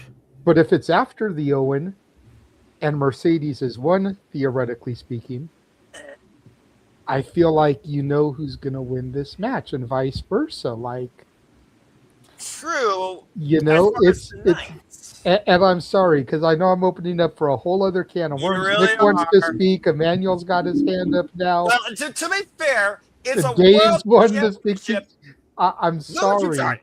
It's okay. I'm sorry, you know what? You know what? Look at the timer. We're actually doing great here, and let's be honest. We're putting stock into All In, into the World Championships, into what is. That's what wrestling should be, damn it. So that being said, this is good, and I actually welcome this because, like you said, we're looking at Sunday in predictions, but with redemption in between, there's so much that could change even there that affects All In outside the Own Prediction Tournament winner. And that's not even 100% safe based from what we're thinking. Speaking of which, and Starlight Kid, you know, to your point, she's got the Grand Prix, the 5-star whatever, tournament going on. So she wouldn't be able to be at Redemption, but the tournament would probably be over come All In. So she'd be able to defend the title there. and she could just cut a couple of like promos to send into Dynamite in the meantime to keep her fresh on television, via satellite type shit. August 23rd, by the way, is how long the tournament runs through. The tournament runs through July 18th to August 23rd. You all can catch it exclusively on Stardom World's service. And then All In is the 30th of August. That's so it's right. the week after. So and again to the point. Yeah, like I said, it makes sense. And then you've got the AEW Women's Champion through the tournament. Yeah, that should be an interesting representation. Though, then again, that risk also anybody that beats her possibly challenging for that title. And we've already seen a change of the guard for the World of Stardom Championship. Crazy Girl Suzuki is the new World of Stardom Champion, finally. So I'm looking forward to that run. And also, again, I love the fact that these matches are not 100%. Somebody did pick Starlight Kid to win the AEW World Championship. So that being said, I do like the fact that we've opened this up into further thoughts of the what ifs, because, yeah, I truly do believe this and the women's Owen are going to be defined by each other. It's just a matter of what defines what for that night. Now, Amanda, I did see your hand when you guys say before we move on. Then, Ash, I think I saw your mouth go, so you must have had a baddie thoughts. You'll go, and then we'll move on to our next. So you just had your little TED Talk tidbit about titles and companies. How fitting that I saved that match after this. Amanda, we got to say real quick. No, nothing much to add, but I just got to tell to JJ, who's not to say that Tony might turn Mercedes baby face in this couple of work. I just say, like, her weird things have happened. You've got a point there, but I don't see it happening just yet. I just say, like, there's an X amount of days to build Mercedes as a babyface. She's been healed how long now? Like her entire AEW run. Yeah, I don't think you would start that until Redemption, hence the name of the pay-per-view. Redemption. Mercedes loses her belt at Forbidden Door, and then the next pay-per-view is the beginning of her redemption arc. You almost thought her theme being more, what's the word I'm looking for? Sympathetic feeling would be her own form of redeeming herself. And really quickly, Noah, who did you say that we want when we were talking earlier before I gave my thoughts? Mina. What the hell? Oh, wow, you've been busy on Teespring. Okay. All right. It's your very own We Want Mina shirt. I'm surrounded by buffoons. All right. Well, thank you, Emmanuel. Ash, you got a part real quick before we move on here. And Nick, I think you also had some. I wasn't sure if you had something because I didn't see your hand up. But Nick and Dave both had something. Oh, okay. I'm sorry. Ash, go ahead. Then I'll give the gentleman their due. Yeah, I was thinking because that's what I was thinking about too. Because I was thinking maybe the winner of the Owen Hart tournament determines if Thekla retains or not. But at the same time, who's to say Thekla can lose her title before All In? Because keep in mind, Thekla won her title at a random ass episode of Dynamite. Exactly. Well, who's to say she doesn't lose at Dynamite as well? Because it's not guaranteed that she walks in All In as champion. So there's a high possibility that she could lose the title before then, opening the door for a Mercedes versus whoever is champion at that time, if Mercedes does win the tournament. Yeah, how many times have we seen the AEW Women's World Championship change hands, by the way, on special dynamites or special stipulation matches in main events? I'm just saying. The only person I think that would make sense would be Athena, and they're not giving her any fucking wins on AEW television. Well, considering the long-term future with Athena Mercedes, you would be correct. And Mercedes on the other side of that marquee. All right. Nick, what you got to say real quick? Then we'll go to Dave. Then we'll move on to our next match. Yeah, I mean, you guys touched on it, that we have to remember there is redemption. What I think should happen is, remember, the winner of the Owen gets the main event at All In. Well, what if Mercedes is the one walking in to All In as the champion? Because remember, if Maya World wins, you have to. If Maya World wins, that means she has a victory over Athena. Now, if we examine Tony's booking and just booking in general, how does Mercedes get her win back, right? So what if what if Mercedes, just because the winner of the Owen got the main event at All In, well, she could turn around and say, well, I was a runner-up, so I want my spot at Redemption. And then you could do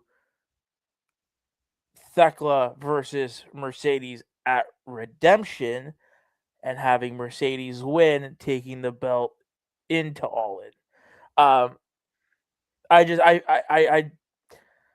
This match again, Thekla should be winning. I'm sorry to say, we don't need when this pay-per-view is over, and JJ has said it best. I want this door bolted shut for at least a year. I am tired of, and I understand the dual contracts. I get it. I get all that. But once this door is shut, once Forbidden Door is over, please, I don't want to see a lick of Stardom. I don't want to see CMLL or New Japan on our television for a good 8 to 12 months. Grand Slam Mexico in a month and a half. Sorry, brother. I know. It's just we had this conversation, and we had this conversation. Not going down that. You're right. Hallway here. About the Forbidden Door and whatnot. Yes, name the concept. Yeah, exactly. All I'll say is, and to kind of throw it into the stratosphere, remember, they're booking Forbidden Door as a triple main event. Yep. That's how they're hyping up this show. So the main events are the 2 Owen matches and the steel cage match. Yes.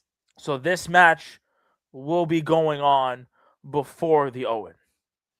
That's why I think, you guys are all saying, where does the match take place? It's just, yeah.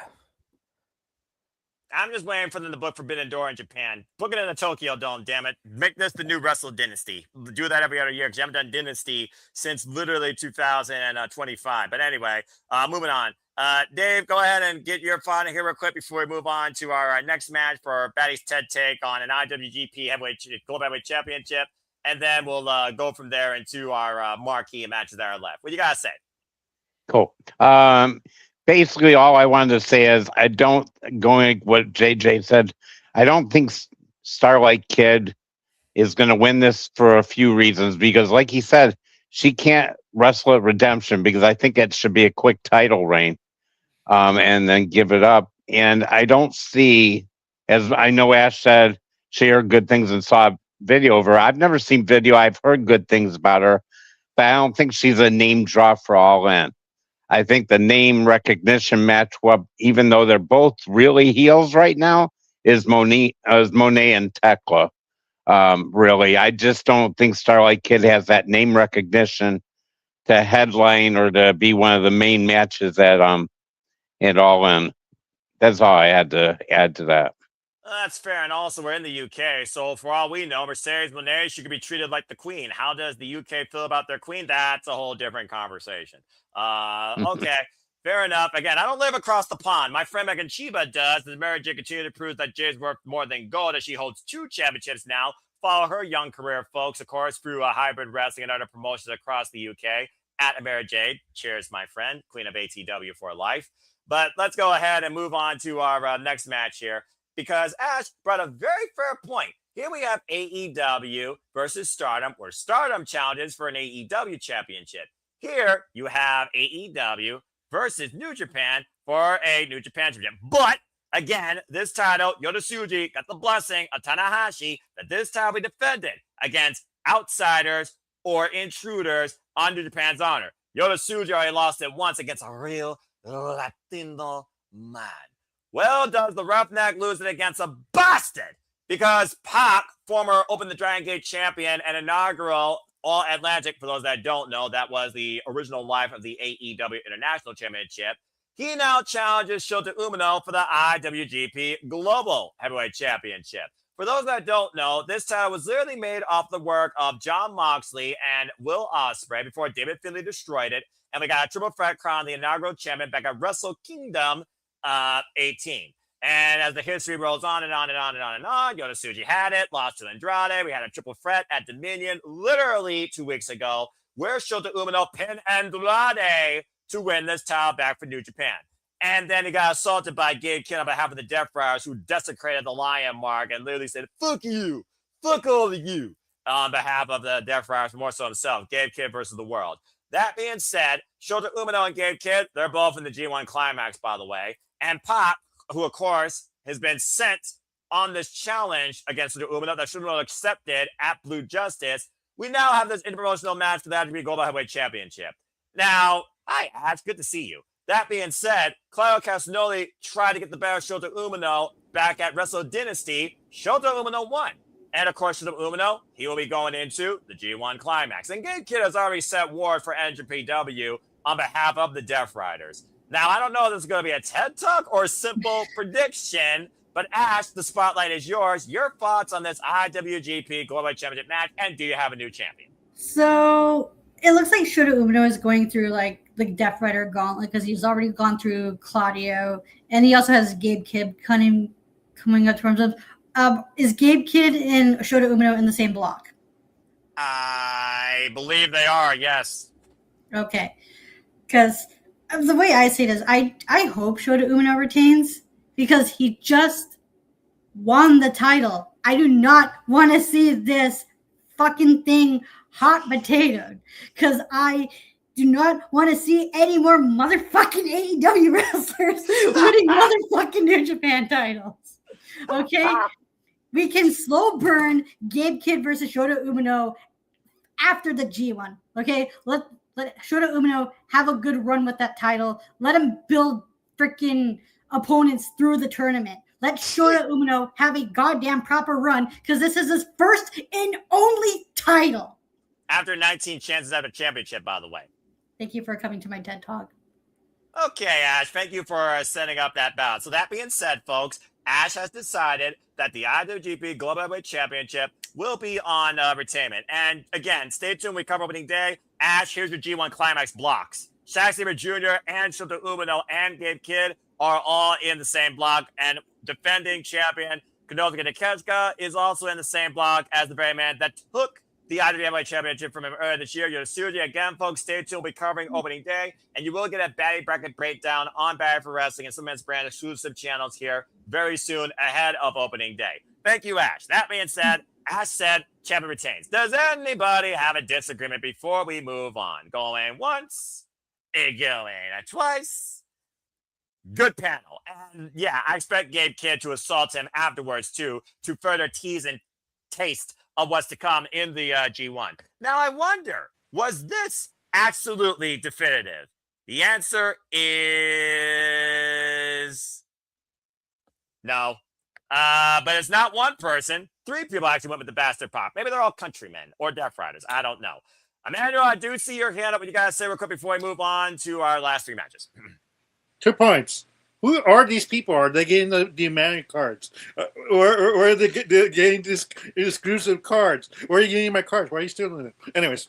Well, I mean, we are talking about Japan and the anime capital of the world where Yu-Gi-Oh! Was born. And again, if you want to know more about pop culture and anime, go follow Pop Culture Powerbomb on the X today.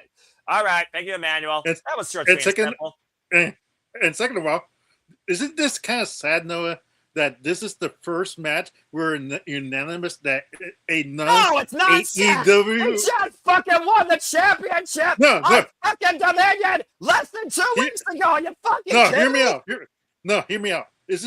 I'm saying that isn't it sad that this is the first not AEW outside? Like, look at the picture. You have New Japan, CML, Stardom, and this is the first one we're all unanimous that we're going saying, yes, a New Japan wrestler is winning. And basically, we all been saying AEW is going to win this.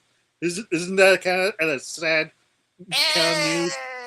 Well, when you put it like that, I guess there's some content to that truth, but it is what it is. All right, but that being said, thank you, Emmanuel. All right, straight up, we all believe that Shota Umino is retaining. Good luck against Gabe Kidd and good luck in this year's G1 Climax. You're going to need it, Roughneck. All right, good job, everybody. All right, so since Ash taught Japanese, it's only fitting that she talks about where she's from. because she's Canadian, but she's also a young punk. And also, she's our lovable dickhead. So, time for your batting analysis on what you thought was going to piss you off to the one match that you can't wait to call. And yes, folks, Ash and I know the call this Sunday. Time for you to shine not TED Talk, but shine your love for the text. Because Kenny Omega is going one-on-one with Zack Sabre Jr. in a match to define greatness. And what Kenny Omega said last night on Wednesday will be his redemption.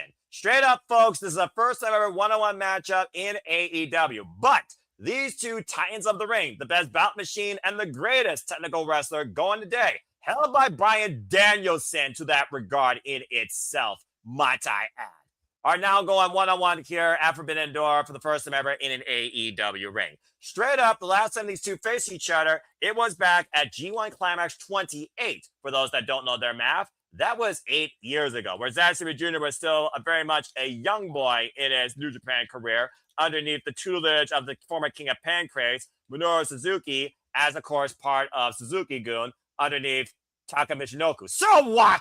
Of course, that's a whole different type of timeline there that I absolutely loved following. Of course, Zack Sabre Jr. taking New Japan truly for its own. Kenny Omega finding off diverticulitis on this new leash on life. We saw what happened when the God faced the devil at Dynasty, but Kenny Omega will Ospreay, both men holding each other accountable, being at each other's backs. Kenny Omega still believes there's a chance he could be the AEW World Champion once again, and he thinks that this could be what pushes him towards that greatness as Zack Sabre Jr. challenged him. It wasn't Tanahashi. It wasn't Jericho that formed the term Forbidden Door. It was this bloody freaking Brit, damn it, in my opinion, who had faced been involved in every Forbidden Door. Not to mention last year, defended the IWGP World Championship successfully against Nigel McGuinness. So, straight up, and Zack Sabre Jr., by the way, will be in the G1 Climax. He's kind of had some good fortunes here at the Forbidden Door pay-per-view, but we are talking about Kenny Omega, where the next pay-per-view is a redemption, dickheads. All right, Ash, straight up, it's time for a happy baddie analysis. Who do you got winning this one-on-one encounter? That literally caused Walter to buy the pay-per-view as soon as he heard about it. Kenny Omega or Zack Sabre Jr.? Can you make me go last? Because I want to hear what everybody else says first. Really? You want a whole group analysis? All right, yes. Fuck it, we're actually ahead of time. Fuck it, why not? All right, we'll go the opposite way this time. Start with JJ. Hi, JJ. What do you think about this match? We're talking about, again, so many different ways that we can look at all in when it comes to the World Championships. And we also are looking at, of course, the Forbidden Door term as a concept. But again, we've already pushed that so down far the ether, you might as well be digging a hole for the earth all the way to Japan. That being said, what do you think about this one-on-one exhibition? Got Kenny Omega winning or is Zack Sabre Jr. surprising?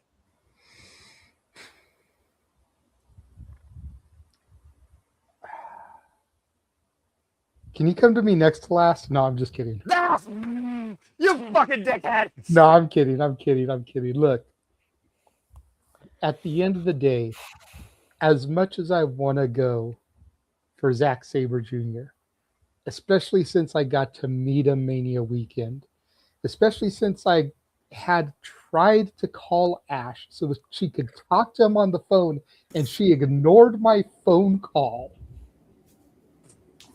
Wow. Considering the very next show is Redemption in Canada, and Kenny by God Omega is Canadian, I think he's going to get the W here, and it's going to be Omega versus MJF at Redemption. Okay. So, I'm sorry, Ash. I enjoy Zack Sabre not as much as you, but I do enjoy watching him, especially getting to see him live. He's jobbing. I'm sorry. All right. Shawn Michaels to Ric Flair. I'm sorry. I love you. Zack goes down. That's a hell of an analysis, though, considering you hold both those men to that pedigree. That's a hell of an analysis. All right. Well, again, though, let's be honest here. No one else in this panel knows more about Zack Sabre Jr. than Ash and me. So, again, let's go ahead and see if the other Canadian wants to say anything regarding Kenny Omega and what JJ said. And then we'll open the floor to the two that might not know as nearly as much as the rest of us. Nick, what you got to add regarding Kenny Omega from Winnipeg, Manitoba, Canada, and his road to redemption? Does it go through Zack Sabre Jr. or, as Zack kind of like cheekily said, just stay out of the hospital, dickhead? What you got to say regarding this? I thought nothing good came out of Winnipeg, Manitoba. Kenny Omega is from Winnipeg. He is, actually, yes. Whoever said that nothing good ever came up from Winnipeg? I don't know what you guys are talking about. Y'all are crazy. Y'all have been hearing things. All right, Nick, speak, bruv. This question you guys up there can I'm gonna answer your question with a question. Does Zack Sabre Jr. have any issues with anybody in New Japan? Is he feuding with anybody right now, or is TMDK feuding with anybody right now? Not far that as I can Zack's think go of, ahead, no. Not that I can recall. I don't think they're feuding with anyone at the moment. Because yeah, it's really up in the air because I'm not sure because I don't know what Fujita is doing. I don't know what Oya is doing. Mikey's been missing in action. Moné's in Ring of Honor right now. He's here. Oh, nice. Okay, Bad Dude Tito's doing things in MLW, and Shane is doing stuff in Pro Wrestling Noah. So yeah, TMDK is a little bit like the TMDK crew in New Japan. They don't really have a direction at this moment. Okay. Yeah, and Zack Sabre Jr., the latest thing I can see going for him, based on what happened in that tag match at Dominion, he might start a feud with Uya Amara, who, ironically enough, is also in his block. Mm-hmm. So he has G1 Climax stuff going for him. That's about it on the Zack Sabre Jr. front. Baby, can I get a Joya? Sorry. Bygone line. I really, I mean, you'd be again. It's Kenny for the win. There's no way about it. My thing is, how do you protect Zack? Because I feel him losing straight up, I don't think is healthy for the partnership. Especially when the world champion from the other promotion doesn't even want to show up. So I think that to keep the partnership good between everybody, you got to find some sort of way to screw Zack. So maybe it's somebody in the G1 that kind of fucks him up. And then when you set up, that's how you kind of go throughout the tournament, setting it up for the finals. Yeah, I have Kenny winning because that triple threat at All In is going to be amazing in the main event. Well, we'll see if it comes to fruition. But that being said, he's got Kenny Omega with the victory. And again, when Kenny Omega and Zack Sabre Jr. first faced each other, it wasn't like he definitively put him down with a one-wing angel. He escaped the freaking vegan Hydra with a counter roll-up pin. Again, the human body manipulation and dissection that Zack Sabre Jr. can do to a person is fucking ridiculous. All right. And I can't wait to see how many different ways he turns Kenny Omega into a pretzel. And I can't wait to call it. But thank you, Nick. All right. So we got Kenny Omega. And as far as the poll, it looks like, wow, this is actually the most polarized so far. 7 people went with Zack Sabre Jr., while the 16 others went with Kenny Omega. So it's the most partitioned so far across the predictions form, as David Emmanuel kind of just take this all in. It's like the 2 guards outside Buckingham Palace just standing there. It's kind of funny. All right. So we had a Canadian, we had an American, and then there's me. Look, Ash, you and I are going to call opening day of G1. You and I are going to call this. But the arc right now versus Zack Sabre Jr., if he goes into full dickhead mode, to your point, TMDK as a group don't have a direction, but he clearly has a direction. Hello, you know what he wants. He wants to win the G1 Climax and win back the IWGP Heavyweight Championship. The version 4 title, by the way, not that most beautiful title. Cody Rhodes. Okay. Yes. Not the Cody Rhodes neck tattoo. Mm-hmm. Yeah, don't get me started on that. You're gonna get a TED Talk from me about championship glory, and that's gonna be a whole different conversation. I'm gonna piss off half the internet. I won't give zero fuck. PayPal. Sorry. No, stop it! You stop it! You stop trying to instigate my rage! You stop it! My name is JJ Williams, and I approve that message. Oh, shut the fuck up! That being said, I gotta go with Kenny Omega. Just thinking about it again. There's so much right now. The story of AEW at the very top. Ospreay, Kenny Omega. That's subtle. Sit down in defeat after Dynasty. Set up the rest of the year for me to figure out the aspirations and expectations of what the top echelon of AEW could be doing or could be involved with or without the AEW World Championship. And Forbidden Door is a turning point for both these men. One on the rise to his ascension. One on the start on the road to redemption. To either achieve that glory through Canada, and through Wembley. That remains to be seen. It remains to be started. And the only way you start that off is if you have two elements work it out the way it needs to be at Forbidden Door in what I want to see. And one of those plots has to be Kenny Omega somehow surviving, maybe escaping. I don't think he won Winged Angels actually with Junior. I think this is literally going to be one of those matches where he just finds the 3 seconds. All it takes a moment, folks. The longest 3 seconds of your life, but the most beneficial 3 seconds you could ever have in your life. That's professional wrestling, damn it. I find Kenny Omega somehow trapping Zack Sabre Jr. and escaping with the win via pinfall. I got Kenny Omega. All right. With that being said, we got Kenny Omega. Dave, you want to add something here since Ash did open the field, everybody? What do you want to add before we give it back to Ash? Because I think Emmanuel's just smiling and going along with us. I just want to add, you're right. I don't know a lot about Zack Sabre, but I know a whole lot about Kenny Omega. And all the talk about redemption, him and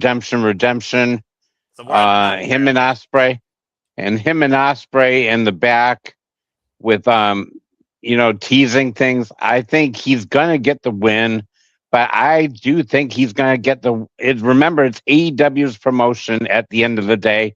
I think he will get the one-winged angel on him to win the match. Really? Mm-hmm.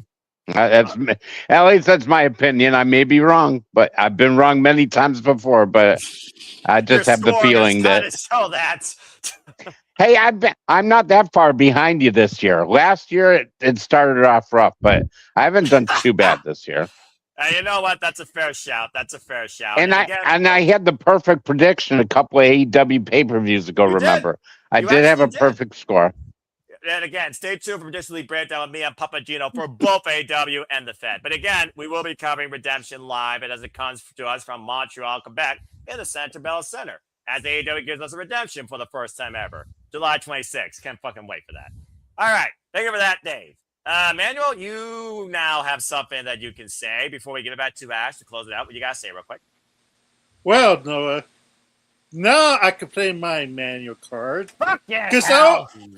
Because I'm part of the 7 who picked Zack Sabre Jr. What?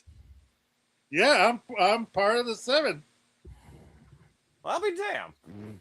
Go ahead. Yeah, this one I can't deny. I actually did go for him. Only recently because of how the list worked. I was looking at the list of matches and everything like that.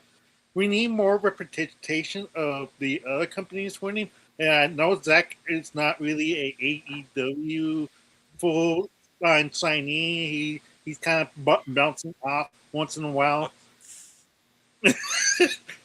That's okay. That'll be. Me and Ash probably looking at you dumbfounded, so maybe that was the appropriate view. Continue. But yeah, there's a partnership. If you gotta keep on letting AEW just win, what for next year? Let's say just for Forbidden Door. Why would I want to go? Why would I even bother if you're gonna just go bury my talent? Yes, it's a good exposure, but at the same time, why even bother bringing my best if you just gonna let them lose? So, what about if Kenny Omega get his redemption against Zack Sabre Jr. at Redemption? I mean, Bryan Danielson did get his redemption in Osaka, Sabre Jr. did get his redemption at Osaka against Bryan Danielson after Bryan Danielson pinned him at Wrestle Dream with a flying knee strike, so you're not too far off. So that's my only reasoning, why I picked Zack Sabre Jr. at that point, because I'm there need to be more other people than AEW winning these type of matches. Well, I understand what you mean about company integrity, maybe from a brand standpoint or an IP standpoint, but at the end of the day, again, if it's not a dominant win, and this is actually the Junior we're talking about, I know it's not going to be, then I don't think it necessarily hurts them. Plus, this kind of teasing with the Elite and TMDK, there could be something bigger brewing as we've seen on Dynamite. Jack Perry learned that the hard way. JJ, I do see your hand before we give it to Ash to conclude it with her value thoughts before we get into our last two matches. What do you got to say real quick? Wouldn't Redemption conflict with the G1 Climax? It would. So that's the reason they couldn't run it back at Redemption. because Zack Sabre's in one of the blocks. That's right. But it could lead toward blood and guts. TMDK versus the Elite. Or, now that you just made my brain spark, I mean, like I said, it wouldn't surprise me if they run this back like Bryan Danielson and Zack Jr. had their follow-up clinic. I suggest you go watch that, by the way, New Beginning Osaka. Mm-hmm. Why not give Zack Sabre Jr. another singles match at Wembley Stadium? Run it back with him and Omega and see if he gets his win back. Oh my god, that'd be so fucking dope. You're welcome, Ash. Thank you. Also, I do love your idea of a TMDK versus Elite Blood and Guts. Give me that too. Like, give me all the TMDK. She wants the town painted orange. I'm just saying. We're gonna paint the town orange some way or another. Oh, bloody hell. All you're missing is an all-orange suit like Shane Hates once wore. Nick, you got your hand up. What you got to say real quick before we finally give it to Ash? That was so funny. Oh my god. Just say you guys are talking about running it back at anywhere else. I don't think that's the case. I don't see them running anything back for the only fact that it's well documented that Zack is probably the only New Japan talent that hasn't come back to AEW after Forbidden Door. Like he's not really he's the only true Forbidden Door concept of New Japan, because once New Japan is over, you don't see Zack Sabre Jr. anymore. He's not one of those people that are dual contracted, nothing of the sort. So to run it back goes against anything and everything Zack Sabre Jr. is about in regards to Forbidden Door. And I think this year... Well, I mean, if it happens in New Japan, I don't think it would, because like I said, they did ran Bryan Danielson back, but Zack Jr. called into his territory. So if Zack and Omega happens in New Japan, then I still think it holds true to his integrity on the concept. But I think we're gearing up Omega for something bigger, and I don't think... That's fair. I don't think he'll be in New Japan, because at that point, if they do run it back, I don't think they run it back before All In. So, I mean, if they're running it back after All In, what's the point? Then there's no point. I'm not saying run it back immediately. But I think, again, once this is over, Forbidden Door, I think this Forbidden Door will lead into, and I hope that they play a story where the partnership, everybody's a little bit tense and everybody gets angry at each other, right? We're all playing buddy right now. We're all kumbaya. Everybody's happy to be together. Kumbaya. Well, what happens when one of the partners get a little bit angry about how they're being treated by the other promotions? So it's definitely something that you can work towards and maybe create a storyline of it. But again, to the point of Zack and you guys running it, I don't think that's not right now in the plans. I think we've got different ways where we're going, and running this back in AEW I don't think is a priority right now. Okay, that's fair. All right, I appreciate that. Well, great stuff by everybody here. So that being said, she moderated this match, and rightfully so. All right, Young Punk, you close it out. What are your thoughts on the singles match? There's a reason why I asked to be last. I wanted to see if y'all can convince me not to pick Zack Sabre Jr. and none of you failed, and none of you did. So I'm picking Zack Sabre Jr. You activated my trap card. She stands on her merit no matter what. There's nothing you could do to ever make her go against that freaking cheeky Brit. Well, there's also a thought process I have going into this, because I figured a win over Kenny Omega will do wonders for his momentum going through the G1, and they can make it out of the series like you guys were talking about. So I do love that factor. You guys are thinking about, like, I love how you guys were saying make this into a series, which I'm all for, which is why I'm also picking Zack to win. All right, fair enough. Sorry, Noah, bring up that graphic again. Oh, absolutely. Is there anybody? So now the way the G1 works, and you guys can correct me if I'm wrong, by the end of it, it's going to be somebody from A and somebody from B in the finals, right? Yes. Going against. So is there anybody besides Takeshita, because I can't see him doing it, is there anybody in the G1 Climax that you can see on the A block having a feud with Zack throughout the tournament and them ending up meeting in the finals? Plenty of people. I mean, Sonata was the only time when Sonata actually wrestled where it felt like he was the most comfortable. Hiroki Goto, that was Dickhead Sabre Jr.'s ascension last year, as you know, Ash. Shinda Takagi, I mean, yeah, I'm about to say. Shinda Takagi is Sabre Jr. There's several people on that block, including a person yet to be determined in that block. Like I said, Omega is going to probably win this match. But again, to Ash's credit, you know, you want to keep Zack strong going into the G1. So that's why I'm thinking if somebody's in the G1 that can screw Zack Sabre Jr. out of the match and give it a fuck finish, that way we're not pinning Zack clean before heading into the G1. It's fair. And again, it's all a fair analysis. Jada, I see your cam. What do you guys say real quick before we move on to semi-main? The 2 empty red spots and those 2 empty blue spots, are those going to be additional participants? Yeah, those are what's called basically ride-ins, and one of those spots has already been determined. Yuto Ice was able to beat Taiji to enter the A block, and Aaron Wolf, the new Neverweight champion, was able to beat Yoshihashi to enter the B block. As you can see by the dates, July 6th, Oscar and a couple of others, they will form the very last spots of each block before we get to the start of the G1 Climax on the 13th. Okay, so there's no way Omega could be one of those spots. Okay, just a question I was having because I saw 2 empty spots on each side, and could it lead to Omega going to the G1? Nah, I don't think he's ever going to do that again. But never say then never. You get Omega and Zack in the finals for round 2. All right, don't trigger Ash again. All right, calm down, back. No, that's fine. I like that idea, but yeah, if it was like not in advance, but yeah, those spots have already been taken, sadly. But we can still work our way to get Omega Zack for the 3rd time, but we don't know when. That's the question. I think it's safe to say we get there.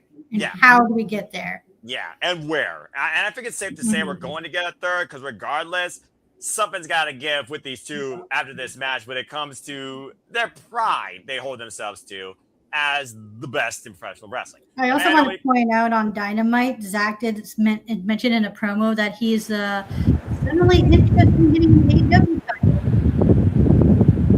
Right. As fan went off and you were like, go ahead and say that again before we give it to Manuel. Yeah, so I'm in that promo on Wednesday. There was like a promo circling around from I don't know if it was aired on Dynamite or this was afterwards, but Zack all of a sudden has an interest in bringing an AEW title over to Japan. So who knows, he might become dual contracted soon. Okay, that's a crazy way to go about things, but again, never say never. It's all speculation at this point, and we won't know for sure. Jesus, easy for me to say. We won't know for sure until his contract expires or not negotiated this upcoming Wrestle Kingdom. Yeah, fair enough. Amanda, Amanda, what do you got to say real quick? Not match related. It's just ha related. Why is Nick doing the sexy balls pose like in Mario Party 2? What's up with that? Okay, thank you for that random intake. Wow. Welcome to Cinema Predicting, Dave. All right, let's go ahead and move on into our semi-main, and let's go ahead and talk about the other Owen Hart Foundation tournament, bruvs. Let's talk about the most dangerous versus the newly disciplined by the Death Riders training, net conditioning, including a submission now, Will Ospreay. All right, guys, it's a Forbidden Door rematch, and it's Will Ospreay's 2nd chance in the finals to win the Owen Hart Foundation tournament. And Swerve Strickland, the Owen Hart Foundation tournament was his undoing. As we know, Bryan Danielson won the tournament, and of course, Boltman went all in. Swerve Strickland went all in as champion. He lost the American Dragon. Will Ospreay came in with a whisker in a shootout in the desert, bruv. And of course, me and Ash called that. Him and Adam Page hit him with a buckshot lariat, and Will Ospreay was bounced out of All In as Ospreay convinced Swerve Heyman was the one. He was the one. He won it All In Texas. Now we look at the clock. Heyman can never challenge for the title again. And Ospreay and Swerve both truly have changed. One man says he needs this, looks for the power, looks for the glory. Will Ospreay says this is no longer about my redemption or ascension. This is my dream for my country. Bottom line, guys, Ospreay, Strickland, one of these men is going on into Wembley Stadium. Do we finally see Will Ospreay become what many people thought he should be? The ace of AEW, seizing the AEW World Championship against a man he's already beaten, by the way, on that stage for a different title. Or does Strickland go back there to claim what he main evented at the last All In Wembley Stadium from a man he hasn't faced yet in AEW, or a man he already faced this year when he made this change about being needed? And of course, this might literally stem off what happens out of this and what Don Kyle's family members get to target the Triple B, if you know what I mean. Regardless, we're focusing on Will Ospreay versus Strickland, the men's own Hart Foundation Tournament Finals. Ospreay, of course, won his way after beating Samoa Joe and Mark Davis. Where Strickland won his way, of course, after beating both members of Brodito back-to-back, Bandito and Brody King. We saw both men send a very physical statement this past week on Dynamite as Ospreay beat ELP, and Swerve Strickland did the cop killer at Ospreay after he was trying to break the arm of Daniel Garcia, where the Death Riders have gone all in on Will Ospreay to the very end. And while he hasn't forgiven them, you can't argue what their training has done for him. So is he truly ready? Is he more dangerous than ever? Or is karma going to bite him in the ass where there might not be a redemption arc? There might literally be a fatality. A lot to give here, but something gives for sure this Sunday. One of these men's going to Wembley. The other is not. Let's go around the horn and see what y'all think about this. This is definitely going to be an everybody fought because we talk about the women. I think there's even more to discuss with the men, and I think very much additional cause, nothing of sorts is a clear effect, especially with the Death Riders looming in the middle of this entire epicenter. Fucking hell. Let's go around the horn and see what y'all think. Dave, you have not started a definitive match, but I think this is one match that you can start because you know both men very well, and you know the importance of implications. So for the first time in Sympathetic history, the floor is yours to kick things off. Who you got winning this year's men's Owen Hart Foundation tournament? And then we're going to go clockwise. Thank you, Noah. Definitely. I think this is the match of the night, and this is the match I'm looking forward to the most. Definitely, Ospreay is going to redeem himself from last year. He's headlining in London, whether it's against Omega or it's against MJF. I think definitely Ospreay is going to take this and run. But the story's still not over. Even though he's with the Death Riders, there's got to be an end game to the story because he hasn't forgiven them. They tried to take his career. Something weird's going to happen. I don't think it happens here. I think he gets past Swerve and heads to All In. All right. That being said, he's got the love going all in. When the misses, of course, failed, and I saw that sad embrace, I was holding out for hours with it too. Mr. and Mrs. Bruv, champions of AEW, please, Dave. Just saying. All right, well, thank you, Dave. She's going to be a tag. She's going to be a tag team. His wife's going to be a tag team champion. Like, seriously, I freaking hope so. Damn it. All right. Well, that being said, Dave Chevrolet set the ballot to really, Emmanuel. And you know, through games and movies for more of this nonsense on the N64 and one of the hardest games ever played in the N64 history. All right. Let's go back to normal here. Thank you, JJ. All right. Thank you, Dave. He's got Will Ospreay. It is not definitive here, JJ. It is 96% in favor of Will Ospreay. One brave soul picked Swerve Strickland to rule Swerve's house. Again, though, how many times has Swerve taken this chance this year to seize power and glory at the expense of the AEW World Champion or a top-tier contender or the AEW title and failed? He first tried against Kenny Omega, failed. But there is one thing going for Swerve. Ospreay has yet to beat him. So again, just keep that also. And Prince Nana very well might be instrumental here. But then again, the Death Riders, every chance, we've seen them. We saw how instrumental they were against Mark Davis when it became an all-out war in that main event. Good Lord Almighty, it might have been the Don Callis family versus the world. So, JJ, what do you guys say here, starting with as far as the Owen Competition Tournament men's finals go, with Swerve, Strickland, and Will Ospreay? Who do you got winning? I am Team Bruv all the way. I said it when the Owen was announced that it was going to be Will Ospreay. Before they even announced the brackets, I said it was going to be Will Ospreay. You did. You know, it's all in. It's Wembley. It's the championship. Will it still be MJF? That's a whole other story. We'll get there I still have reason to believe that it'll be Omega and MJF in Canada. Omega gets the title. It'll be Omega and Ospreay at All In. But I think Will is going to get the victory. I don't think it's going to take Death Rider interference. But I do think somebody will help Will win. A man looking for redemption himself. The Hangman, Adam Page. What? Oh, that's an element I didn't even think about, considering, again, he can never challenge for the title again. And we haven't seen him. Nothing contractual was said. True. Even Tony Khan has said that he wants to find a way to get Page out of that deal. So possibly Page versus Swerve at Redemption could be how he gets out of it. But I think we're going to go back to last year when Hangman, Ospreay, and Swerve were kind of working together. And now that Swerve has gone heel, it's going to be the Hangman that helps Ospreay get the W here as he heads towards his own redemption. Damn. Talk about a twist of fate of a different sort. All Tony, right. that's ROWJJWilliams@gmail.com if you need to hire another booker. At least in AEW, you probably would be heard one. You wouldn't have 100 voices over 50 different investing advertisers shadowing you. Fair enough. All right. Well, thank you, JJ. That being said, 2 for the Bruvs.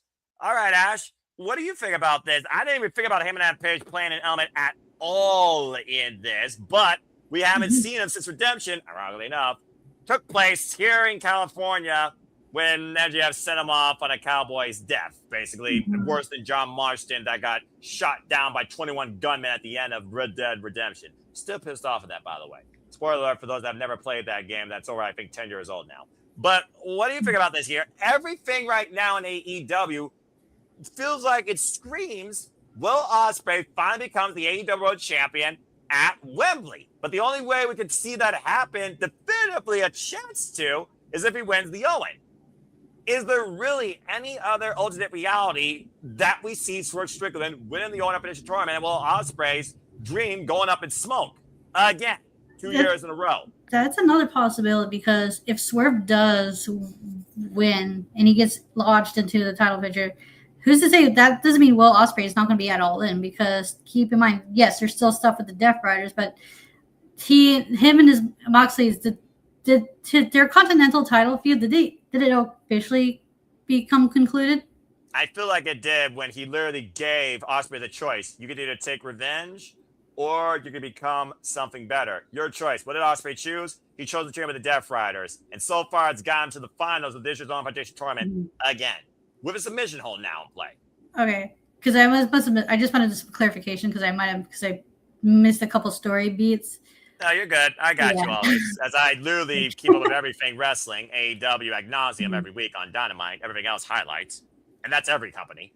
Yeah, I'm trying to figure out how I can put Swerve into the mix, but yeah, all roads lead to Ospreay winning at All In.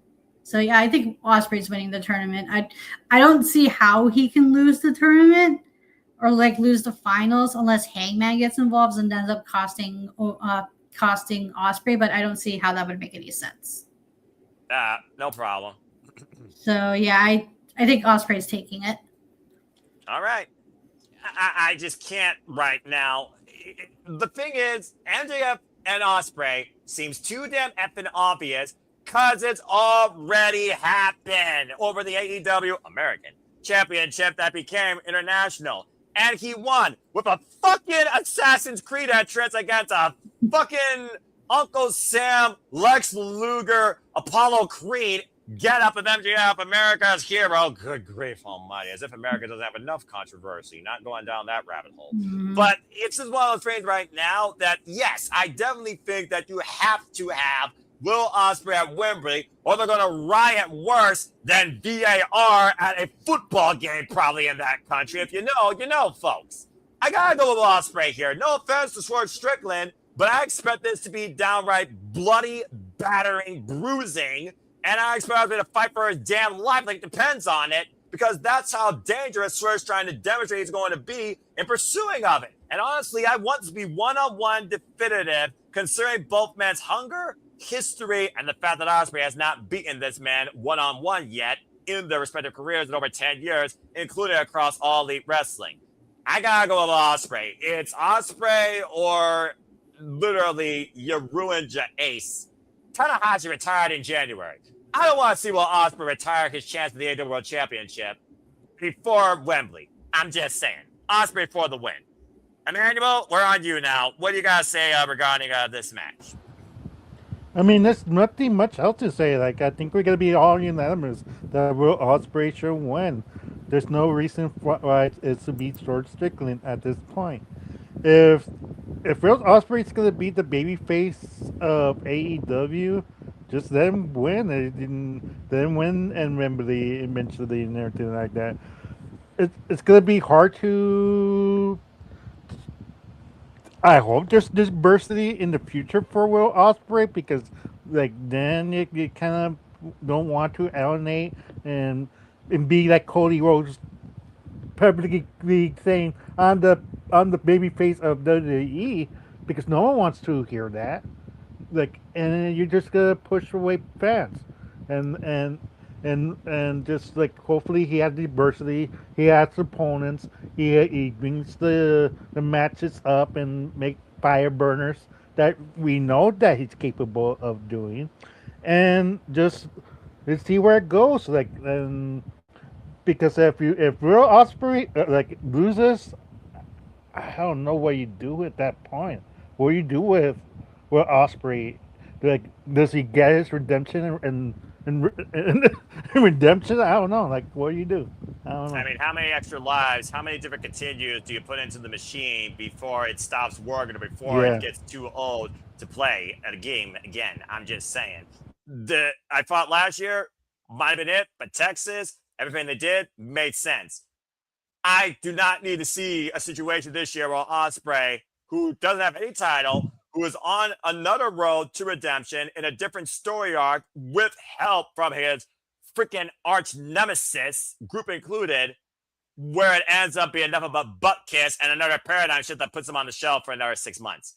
It's now or never, in my opinion. He needs to go all or nothing at all in, not at Forbidden Door. He has to win, in my opinion. All right, well, thank you, Emmanuel. All right, Nick, that's why I saved you for last, because I feel like here, this is the one thing that everybody has said that even you can deem makes sense, and even the result that I'm sure you're going to say has to make sense here, and everything you're trying to set up for redemption and freaking all in as we start the summer of AEW. So simply put, Ospreay, Swerve, say your pick.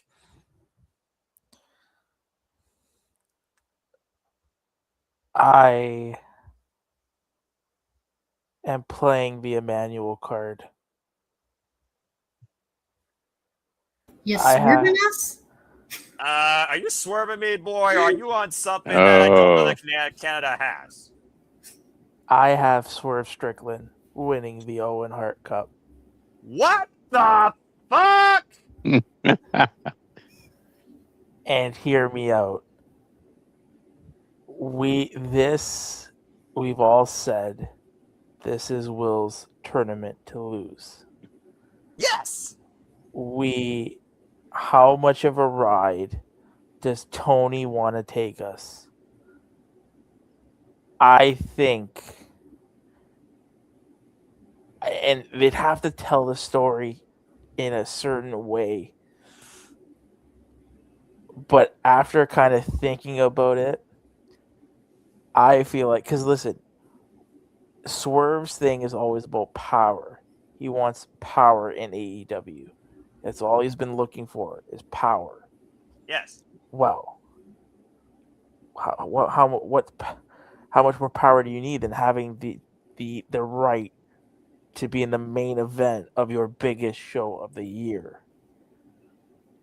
I think there has to be some way or somehow. I don't know how they should do it, but I can see them doing Swerve Strickland versus Kenny, that being the announced match, and just before All In happens, somehow you add in Will Ospreay and you make it a triple threat match.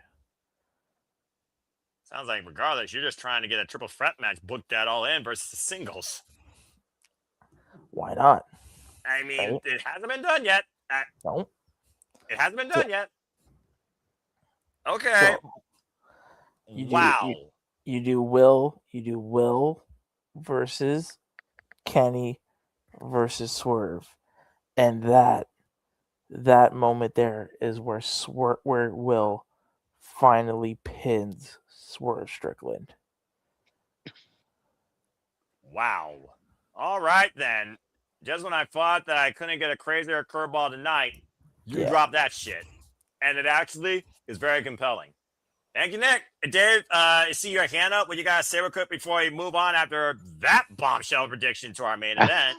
Sheesh. The only way I see that happening, the only way, is if we get swerved, and after all this help that the Death Riders have given Will, they turn on him. That's the only way, because I see, you still see a couple of the guys in the Death Riders are not, well, one in particular that's really not a pro Will guy, and that's back. You haven't really seen him be friendly towards them. Everybody else has. But I mean, I think that's the only way you see Will lose this match, is if the Death Riders turn on him, because Nana's going to get involved in this match. There's no doubt about it. He did the other night when he caused him to get the house call against him after he tripped up Will. And I still think also you go by wrestling 101 with that, because Swerve got the upper hand at the end. And so I don't see that happening. It's a good go out there to have Tony totally swerve us with that, but I don't see that happening. It could be a thing, they could really, you can really tell the story of, Will's been in the Death Riders and he's been learning, but is he ready to do what needs to be done to get to the main event? And who you mean like the kill shot, because Swerve has proved that against Hangman. I mean, there's been several matches to that effect, and he's always saying he's the most dangerous man in AEW too. He had the kill shot since Lucha Underground. You both make very compelling points, and now at the forefront of the story of the AEW World Championship, if you're trying to remove MJF from the equation, the three men at the forefront right now are Swerve, Ospreay, and Omega, with Jon Moxley playing outside puppeteer, master manipulator with what he's trying to create, the most dangerous weapon in Will Ospreay, who has yet to hold the championship. What move has Swerve Strickland been using to finish matches? What move haven't we seen Will Ospreay use, because he himself has said it is too dangerous? The Tiger Driver. Because he used it against Daniel Bryan. The Daniel Bryan move. So what if the only move to put away Swerve is the Tiger Driver 91, but still can't do it? Will that be a message to John to tell him that maybe you are not ready? Maybe you're not ready. And the only way for him to be ready is to hit the Tiger Driver 91 on Mox. If the Death Ground gets put into play prior to that, I could definitely see that being the death note to the Owen Hart Foundation tournament, Will Ospreay does what he needs to do versus what he wants to do to finally go all in. How bad are you willing to achieve a dream versus a lust for power? That's the story of this year's Owen Hart Foundation tournament final, period. Wow, guys, well done. And a hell of a story you wrote, Nick. I'll give you that. But let's be real. I mean, that's what we wish. We wish that. Well, Tony you wish. I didn't Yeah. conceive that, honestly. Like, it goes back to what JJ usually says. My heart would love a story like that, but my brain, at the end of the day, it's probably going to be Will. But I mean, just imagine what television we'd get from Redemption to All In if they just put a little bit more effort into it. If that story does happen, not during that time, but some point down the line, full credit goes to Nick Ferrante's follow on the X Day and support his missus' work, because that sounds fucking amazing. Now I need to see a triple threat with Swerve, Ospreay, and freaking Omega before any of those men are done. That needs to happen now, just period. Okay. And throw in the Adam Page and do a fatal 4-way then. You know what? They start off the year, ironically. That's a fair point. But again, let's wait and see. That being said, I'm amazed we haven't even talked about the other man, which is why I saved him for last, because figure about this. All those names you mentioned, none of those names are mentioned in this match, and he already got maybe 4 people breathing down his neck in this match alone. With that being said, a lot of fun, unique fantasy booking. I love the fact that pretty much everything almost was polarizing predictions, except for Shota Umino versus Pac, but we got a great TED Talk from Ash, so that was price of admission itself. But let's go ahead and move right into what's probably going to be our main event, because you got to structure something around the ring as big as what you did last year in the O2. Let's talk about this steel cage match. But at the forefront, it is Mark Briscoe and MJF. Where Mark Briscoe wins, he will get a shot at the AEW World Championship. The Triple B, held by everyone's favorite scumbag, MJF. Maxwell Jacob Freeman. It's Team MJF versus Conglomeration, Darby Allin, the Cash Guys, MJF invests in Don Callis and the Don Callis family. Andrade Igalo, Jake Doyle, not Jake something. Kevin Knight, the TNT champion. Kazuchika Okada, Rainmaker. Beach. Kyle Fletcher, the Proto Star, and of course the man at the front, MJF, the AEW World Champion. He goes after Mark Briscoe, Kadozi Takeshita, Darby Allin, Roderick Strong, Freshly Squeezed Orange Cassidy, and Kyle O'Reilly, who may not be trios champions if tomorrow night Collision they lose the Ops. Highly unlikely and unlikely. I mean, Saturday. All right, guys. So, yeah, we got Konosuke ousted by the Don Callis family. Thanks to Brutal Okada. Kyle Fletcher targeting Konosuke's AEW National Championship. Darby Allin targeting Kevin Knight. Not the TNT time necessarily. Maybe Kevin Knight's life. We got Andrade El Idolo. How do you know? Who still wants the AEW World title, does not want to be the Mighty Man or be on MJF's payroll. And at the forefront, you got Mark Briscoe, who's been seeking what he believes is destiny after kicking MJF's ass last year, which you saw live, Nick, at All Out in a Tables and Tax match that led to MJF finding the devil in himself again, coming back last year at World's End, where his new world begun, immediately was taken out from underneath him and brought back at Double or Nothing. And Kadozi Takeshita, it's all in warfare against the Don Callis family. The bottom line is this. You're going to get some arcs out of this match into Redemption regarding maybe not just the AEW World Championship, maybe not just the AEW National Championship, but maybe the Don Callis family implosion that we all think is imminent. Nick, you want to start things off? Because I see you already ready to bid us a fine-eyed dude. So please send your thoughts towards which team you have winning this steel cage match to, knowing what's on the line, knowing what it could mean, not only at Redemption, but also all in Wembley. You got Team MJF or Team Mark Briscoe winning? I got Mark Briscoe's team winning. Just makes sense. Mark needs that championship match, and hopefully they kind of do it sooner rather than later. We got more important things to take care of. Yeah. So I got Team Briscoe winning. And with that being said, I am going to wish y'all adieu. Thank you so much, Nick. Again, Love you follow guys. folks. Good night, Nick. Nice to meet you. Follow us, See you missus. guys. Goodbye and good night. Get some Night, sleep. You're about Nick. to pass out. Bang. And then number 5. Thank you, Nick. Again, we got to get a Burger King type logo theme plug for him and his missus stuff. Just saying, producer man. All right. Thank you, Nick. All right, let's go around the horn and see what things here. Again, folks, we talked a lot about Will Ospreay, Swerve Strickland, Kenny Omega, Deaf Riders, playing influence here, maybe wanting to dictate the actual work ethic of the AEW World Championship again without one of them holding it, or maybe they're generally trying to best of Ospreay. I think it's more of the sooner. And MJF has already promised if his team wins, Kevin Knight, fine kid, you get a shot. I don't think Andrade and MJF work well together. How you know?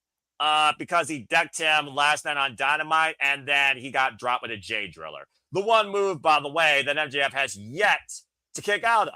Mark Briscoe hit him with it last night where there was no match involved, but it could very well lead to AEW Championship implications. Just saying.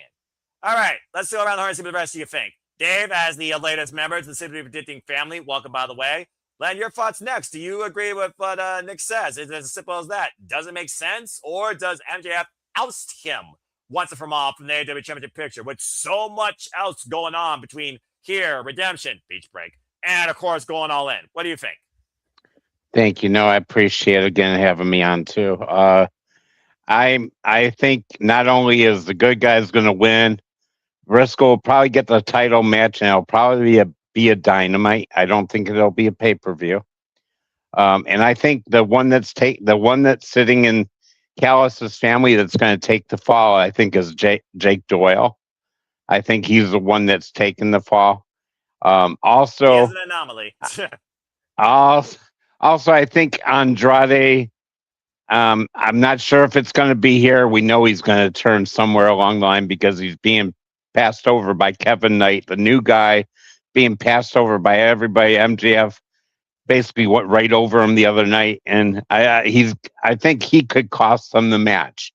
Also, I just think after he got hit with the diamond ring the other night, I think it's probably going to be Andrade costing them the match too.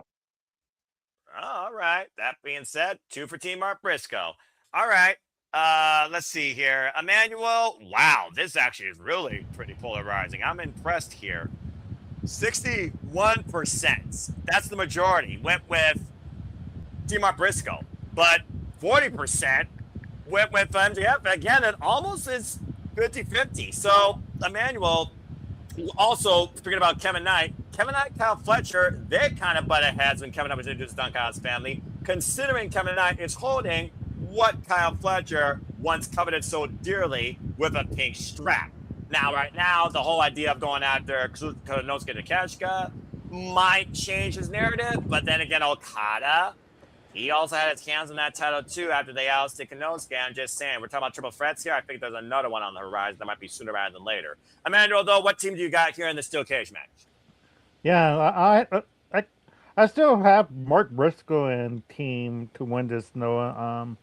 Only because, didn't MJF win and the Kyle's family win the tag team match? They did. 2 weeks ago on Dynamite. Yeah. They did. Okay, just to confirm before I said anything else. And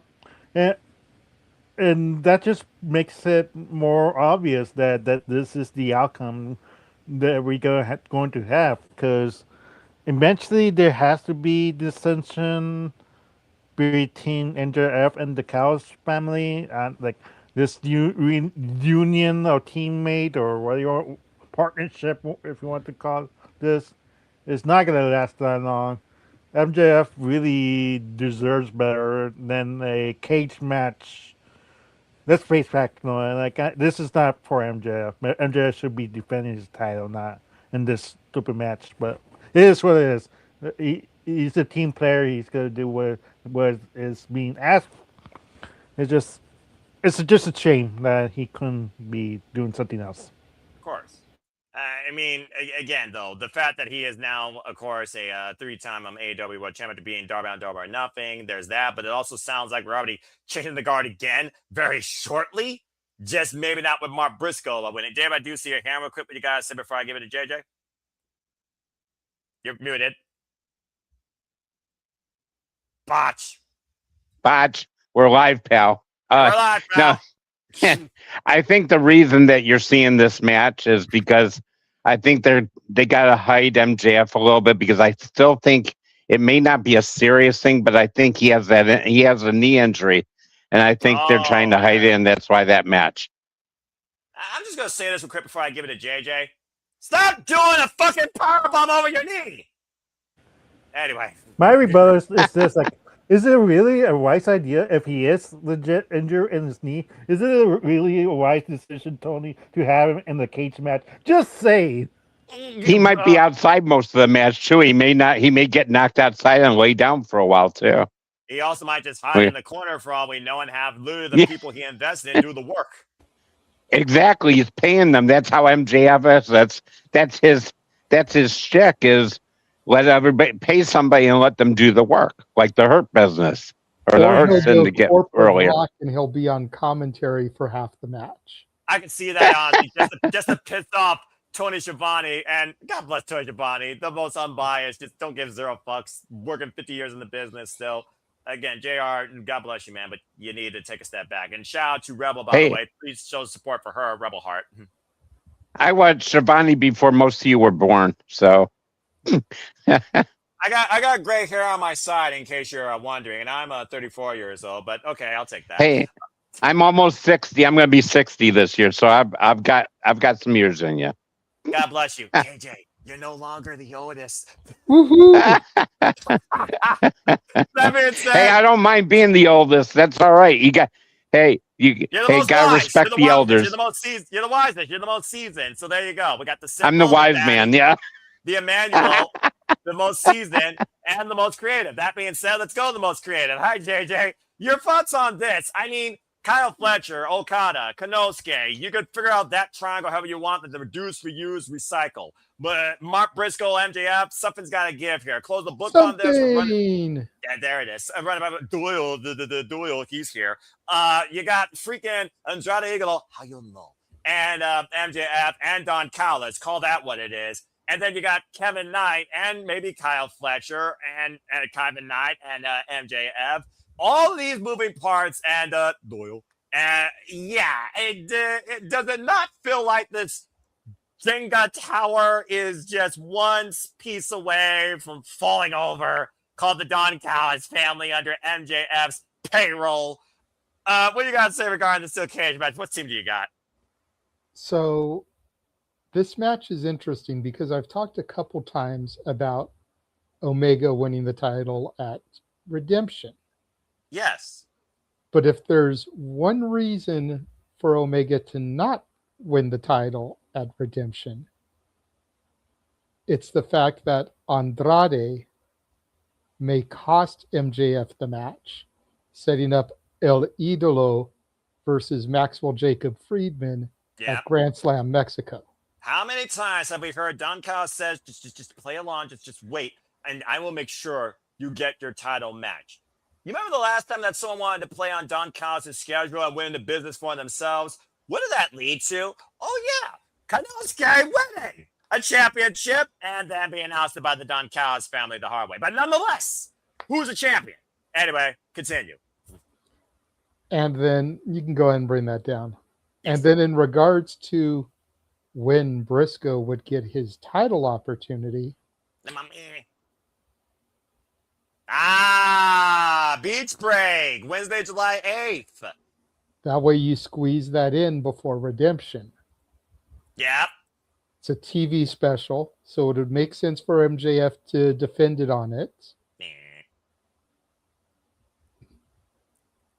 Happy for it. We're calling it. And yes, folks, we will be covering it. Maybe I won't be in a suit. Well, actually, I still will be. I'm always going to be in a suit. But I think for Beach Break, you ought to break tradition and wear like a tank top and sunglasses. What? It's Beach Break, man. Take a break I ain't gonna do that shit. And wear some beach attire. I don't got no beach attire. I got short sleeve polos. Okay, then do a short sleeve polo at the very least and sunglasses. Sun's out, guns out, Noah. Maybe. No one needs to see these, all right? They're freaking twigs. But okay, JJ, continue your thoughts.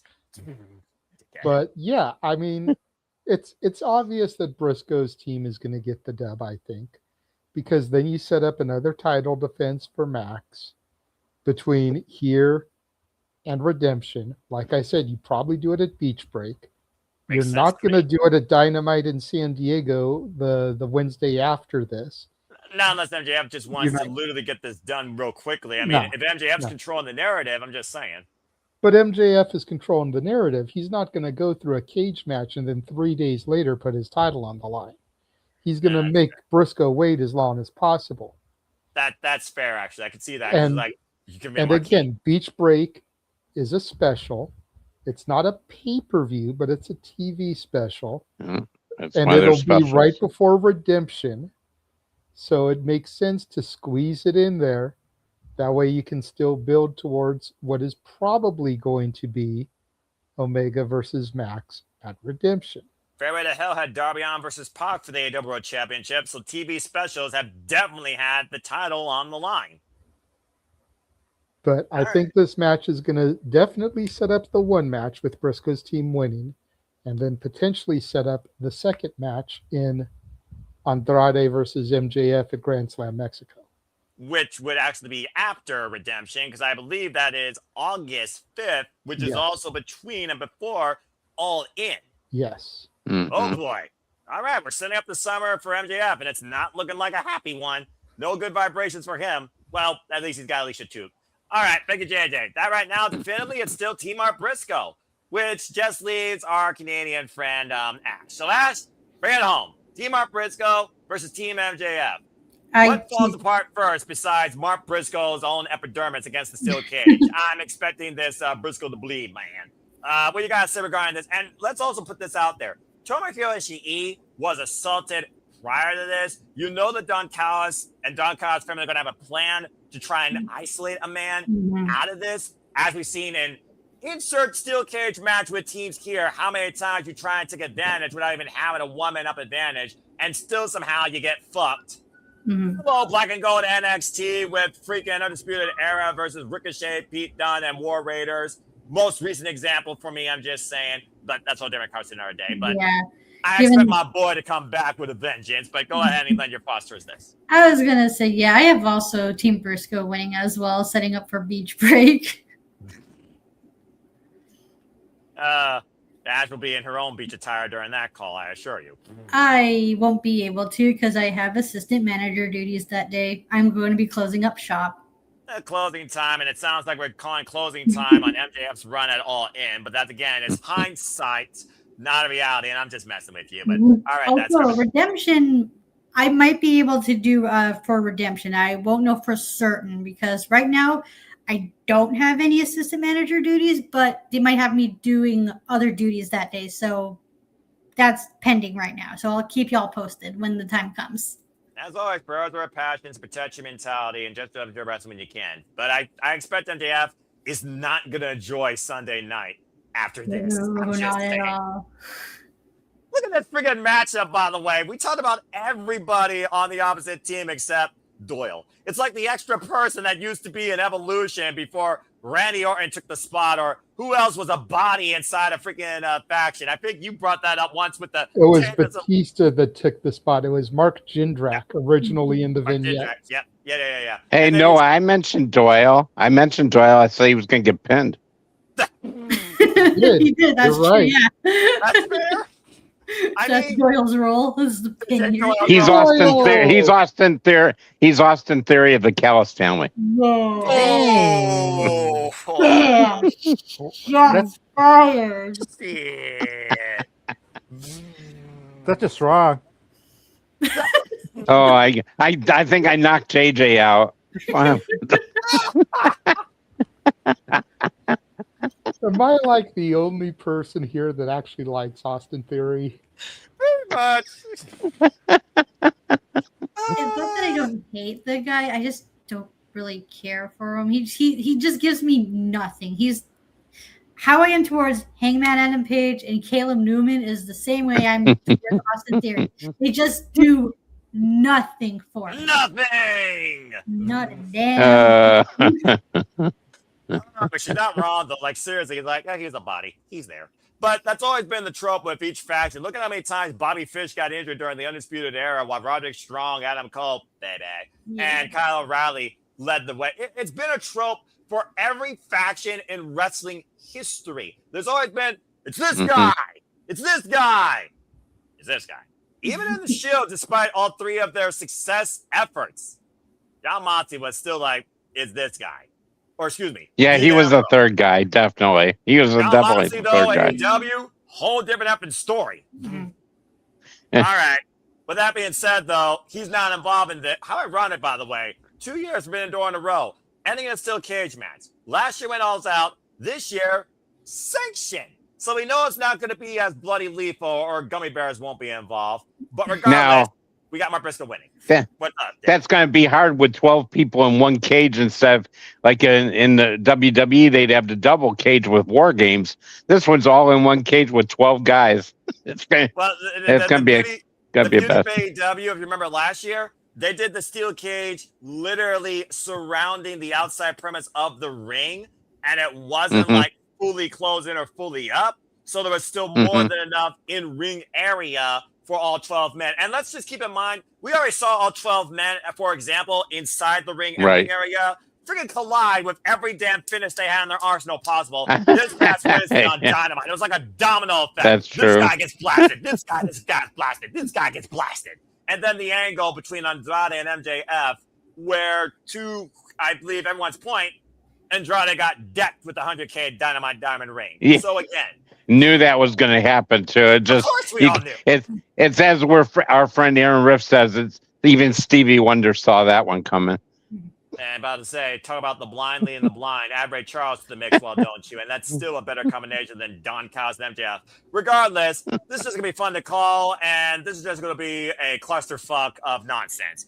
Team freaking Mark Briscoe for the win, and then set up Darby Allin versus Kevin Knight, and Kanusa Takeshita versus Shuchiko Okada and Kyle Fletcher, and MJF versus Andrade El Idolo down the line, and see who leads the Don Callis family next. But that being said, that's Forbidden Door. So again, folks, what are your predictions? What are your thoughts? Do you see someone else stepping through? Does somebody shining the brighter outside AEW? Who goes all in and does redemption cause for revenge, ascension, or a whole different level of a whole different dynamic of progression?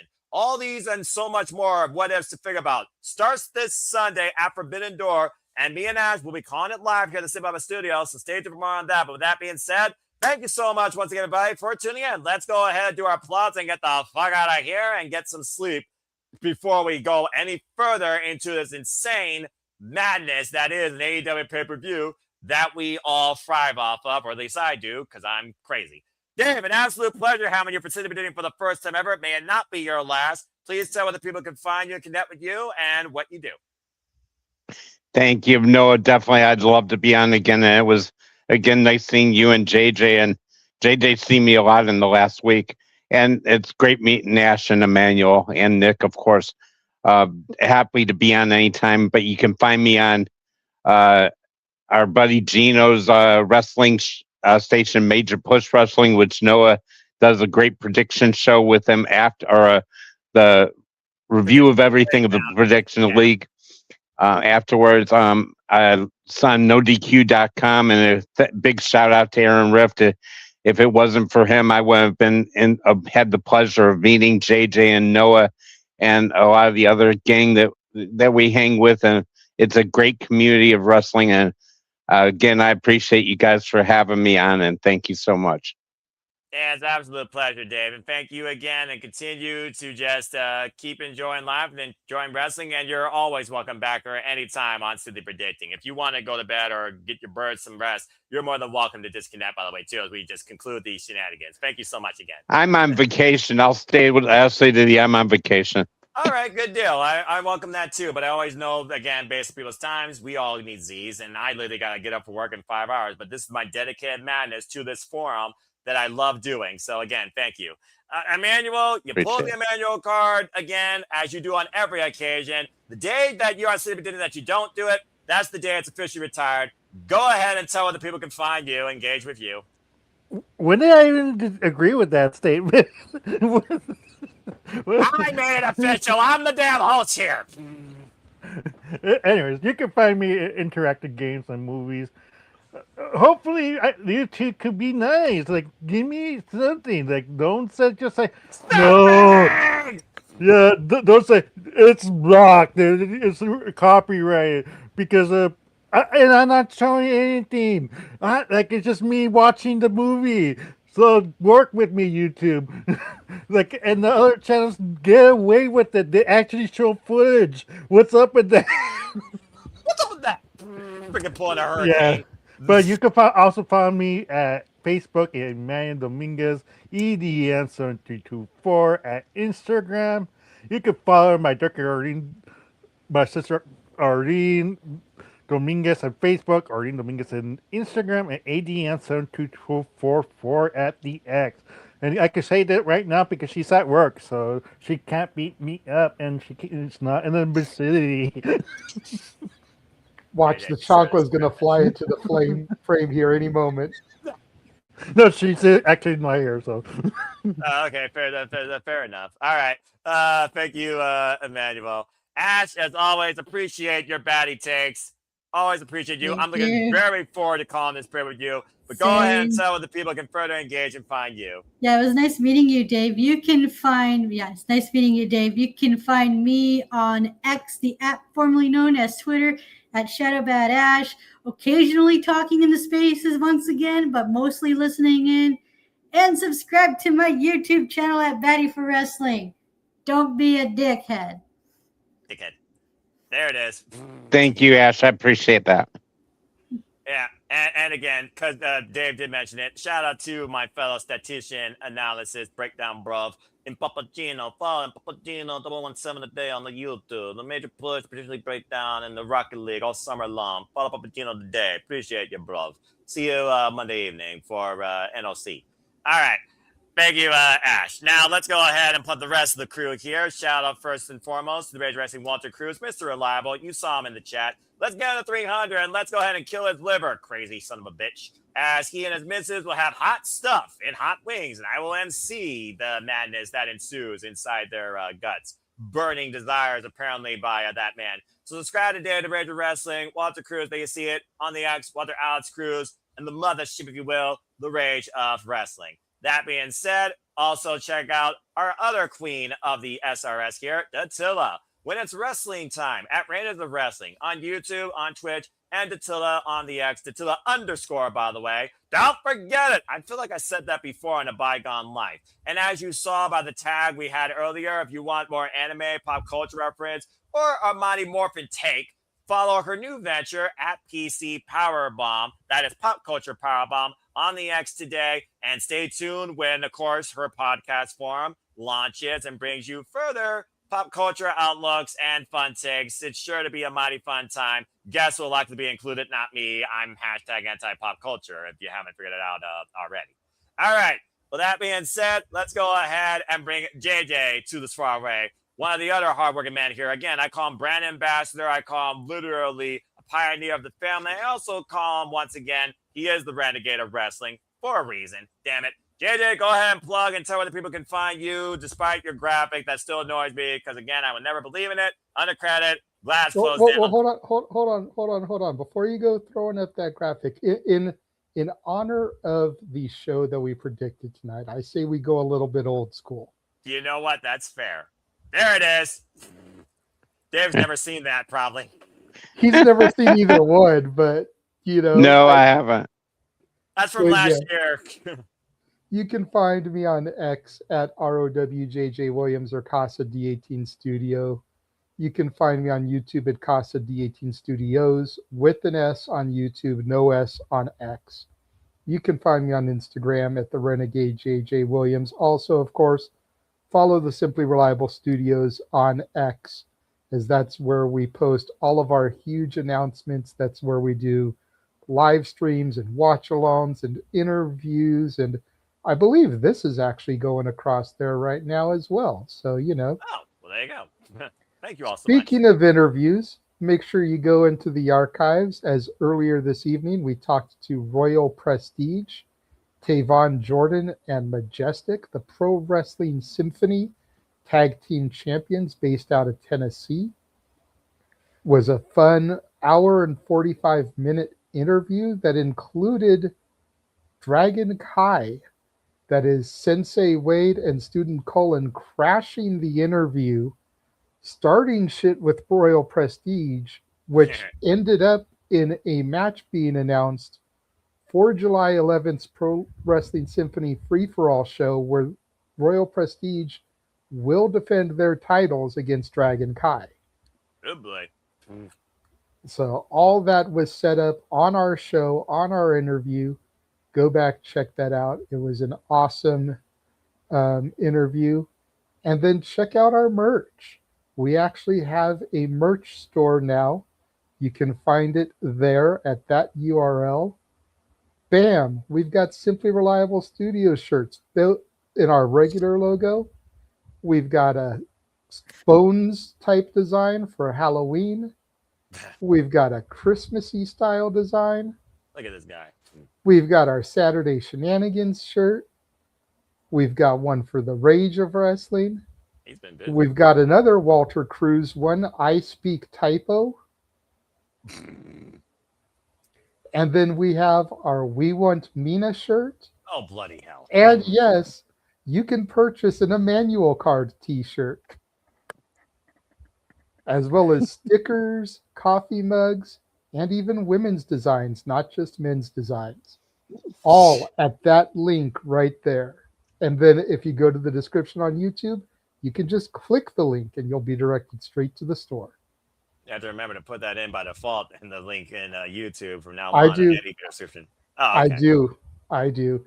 And All then right. because he's not here and he never remembers anyway, check out Nick's wife's IG, feeling.book, where she reviews some, we'll just call them, for lack of a better term, trashy romance novels. I would be kind of say exotic, but I mean, But that is more accurate. feeling.booked is her IG. Nick never remembers it, but God damn it, we're going to put her over. Yeah, she's as much of a member of the Super Studios family as Nick himself. All right. Maybe even more of one, because she's more tolerable. Ash, what was your handle on YouTube again? I'll go follow you. It's Batty for Wrestling. Batty for Wrestling, okay. Yeah, Perfect. I don't upload Okay. as frequent, so just giving you a heads up. But thank you for subscribing. And again, Oh, stay tuned. definitely. Stay tuned when Ash and I do a batting bracket breakdown for G1 Climax regarding the opening day and the field this year. Date and time to be determined, but stay tuned. It might even be live. Thank you for that, JJ. Again, we'll talk more about that later. We've got to get through Forbidden Door first. And this weekend, God help me, or Lord help me. Again, I'm Christian. Again, thank you all for tuning in. I know. What else do you have lined up for yourself this weekend, Noah? Because this is not the last prediction show for you, is it?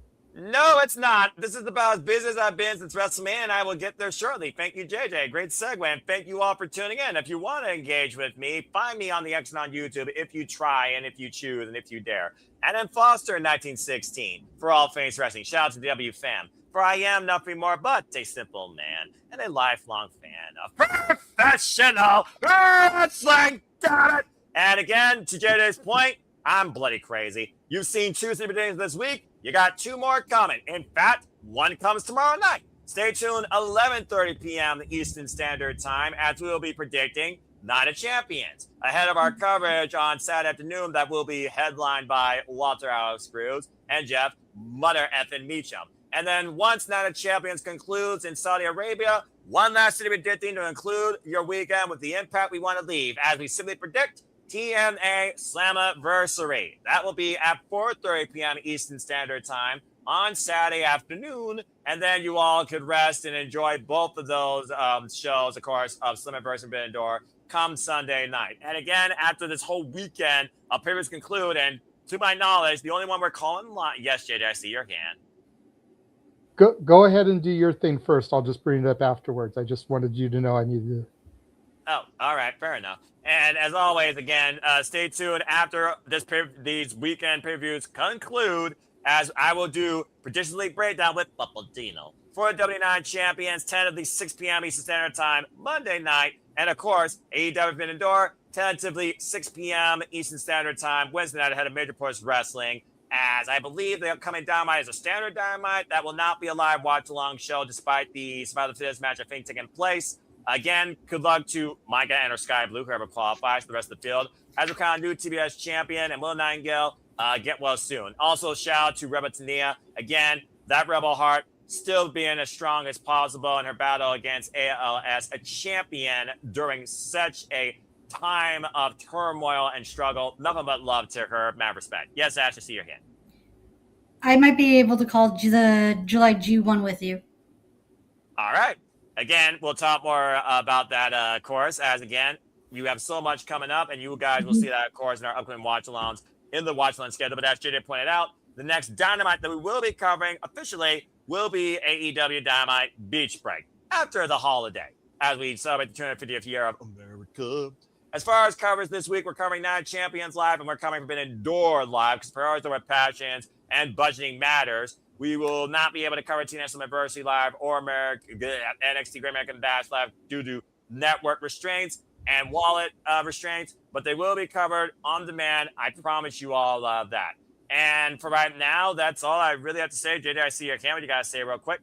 That's where I wanted to piggyback. I am still waiting on confirmation from Walter and Nick, but in addition to doing Forbidden Door on Sunday, we may be doing a GCW double feature, as there is America's Most Wanted this Saturday at 11 Eastern, 8 Pacific, because they're out here in LA. Obviously, that would conflict with Shenanigans. And then they're doing their Sunday show, 8 Eastern, 5 Pacific. So there is conversation being had about doing America's Most Wanted, 3 Eastern, noon Pacific, kind of as a lead into Forbidden Door. Nice. And then doing the Sunday show as a simulcast while Forbidden Door is happening. So all the wrestling. Be on the lookout for the X accounts, because it will be announced on there if we are doing it. If we have confirmation by the Slammiversary, simply predicting, since that is Saturday, then I'll announce it there. But make sure you're keeping your eye on the X, because we'll announce it there if we do it. But that's the other thing I wanted to bring up, considering the fact that wallets and TV constraints are an issue.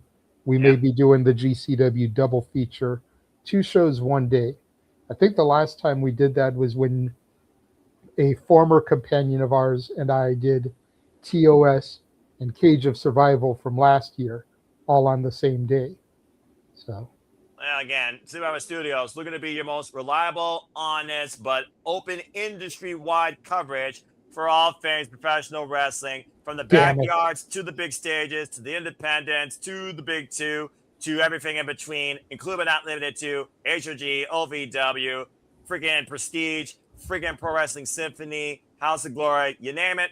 We will do our best to bring you some inclusive coverage or knowledge or fun outlook inside it, because that's the love of the business that we want to demonstrate. You know what? Since you brought up the backyard, I was going to let you get out of here and end this, but you brought up the backyards. So I have to bring this up because it was announced last night in my impromptu space that I did that come July, let me double check the date here on my calendar, July 2nd, we will be having Nasty Leroy join the show, be doing an interview. He is a former student of the Nightmare Academy, and part of the reason why we're doing this, tying into the backyard, is he is on the poster there for the GCW Backyard Wrestling Show. That's a give me. So we figured what better time to bring him on and finally get him in for an interview than the fact that he was being promoted on the GCW poster. But you mentioned backyard, that triggered that in my head. There we go. Nasty Leroy, someone that Ash and I have interacted with for the better part of the last year plus. And we're finally going to get to have a sit-down interview with him. If that doesn't scream you and Ash at the forefront, I don't know what does, but that's freaking awesome. And again, we're here. This man has what he calls a rat bastard list. Yeah. Which is all the wrestlers that he has issues with, most of them on a personal level, kind of like in the Bucks. So listening to him divulge his rat bastard list and why everybody is on there, including your current reigning and defending AEW World Heavyweight Champion, should be enough of a reason to make you want to tune in and enjoy that interview. Yeah, Leroy's rat bastard list is very similar to Cornette's shit list, and Leroy's always in the spaces. He's a frequent guest in all of our spaces, so check him out for the interview. Nasty Leroy's a cool person. Like I mentioned cool. yesterday that the Bucks are on my rat bastard list, and he was like, "You have a rat bastard list too?" I was like, "No, I just don't like them," and I figured I'd pop me by using that terminology. And he's like, "You did pop me." All right. Well, that being said, I'm going to finally deflate this plug train and finally put us into the station with Big Boy and Find That Duke as I conclude with this. As always, folks, there are no winners, no losers, no bears, just fans with opinions for this passion we all share. At the end of the day, support one another, respect each other, protect your mentality too, treasure your families, and just enjoy life, enjoy professional wrestling. It's truly as simple as that. With that being said, thank you so much for tuning in, whether you watch this live for the whole time or some of the time, or you're watching it on demand, because you all continue to make this possible. Cheers to 175 episodes of this. Thank you so much. Please like, subscribe, comment, and tell a friend. Hit the bell as it goes live on any of the channels here across the Level Studios. Follow us on the XD if you haven't already. And hit the subscribe button and the bell. And I assure you, the content, creativity, the shenanigans, the madness, the bookings, the predictions, the interviews, and the ongoing festivities that we bring you forward here are not going to let up anytime soon.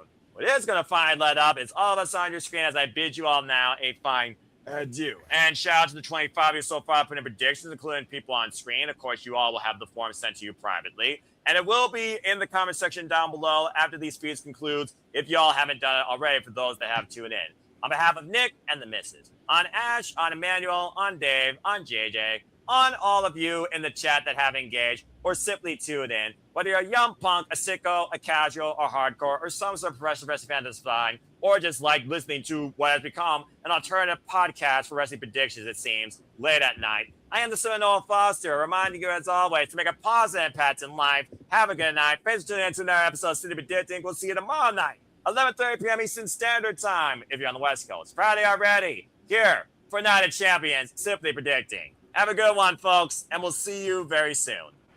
Well, my rap buster, this is John Cena and Juan Cena. Will you stop that? The two and Arlene can't get you, but you're seriously setting yourself up for a beating, Emmanuel. Good grief. Good night, folks.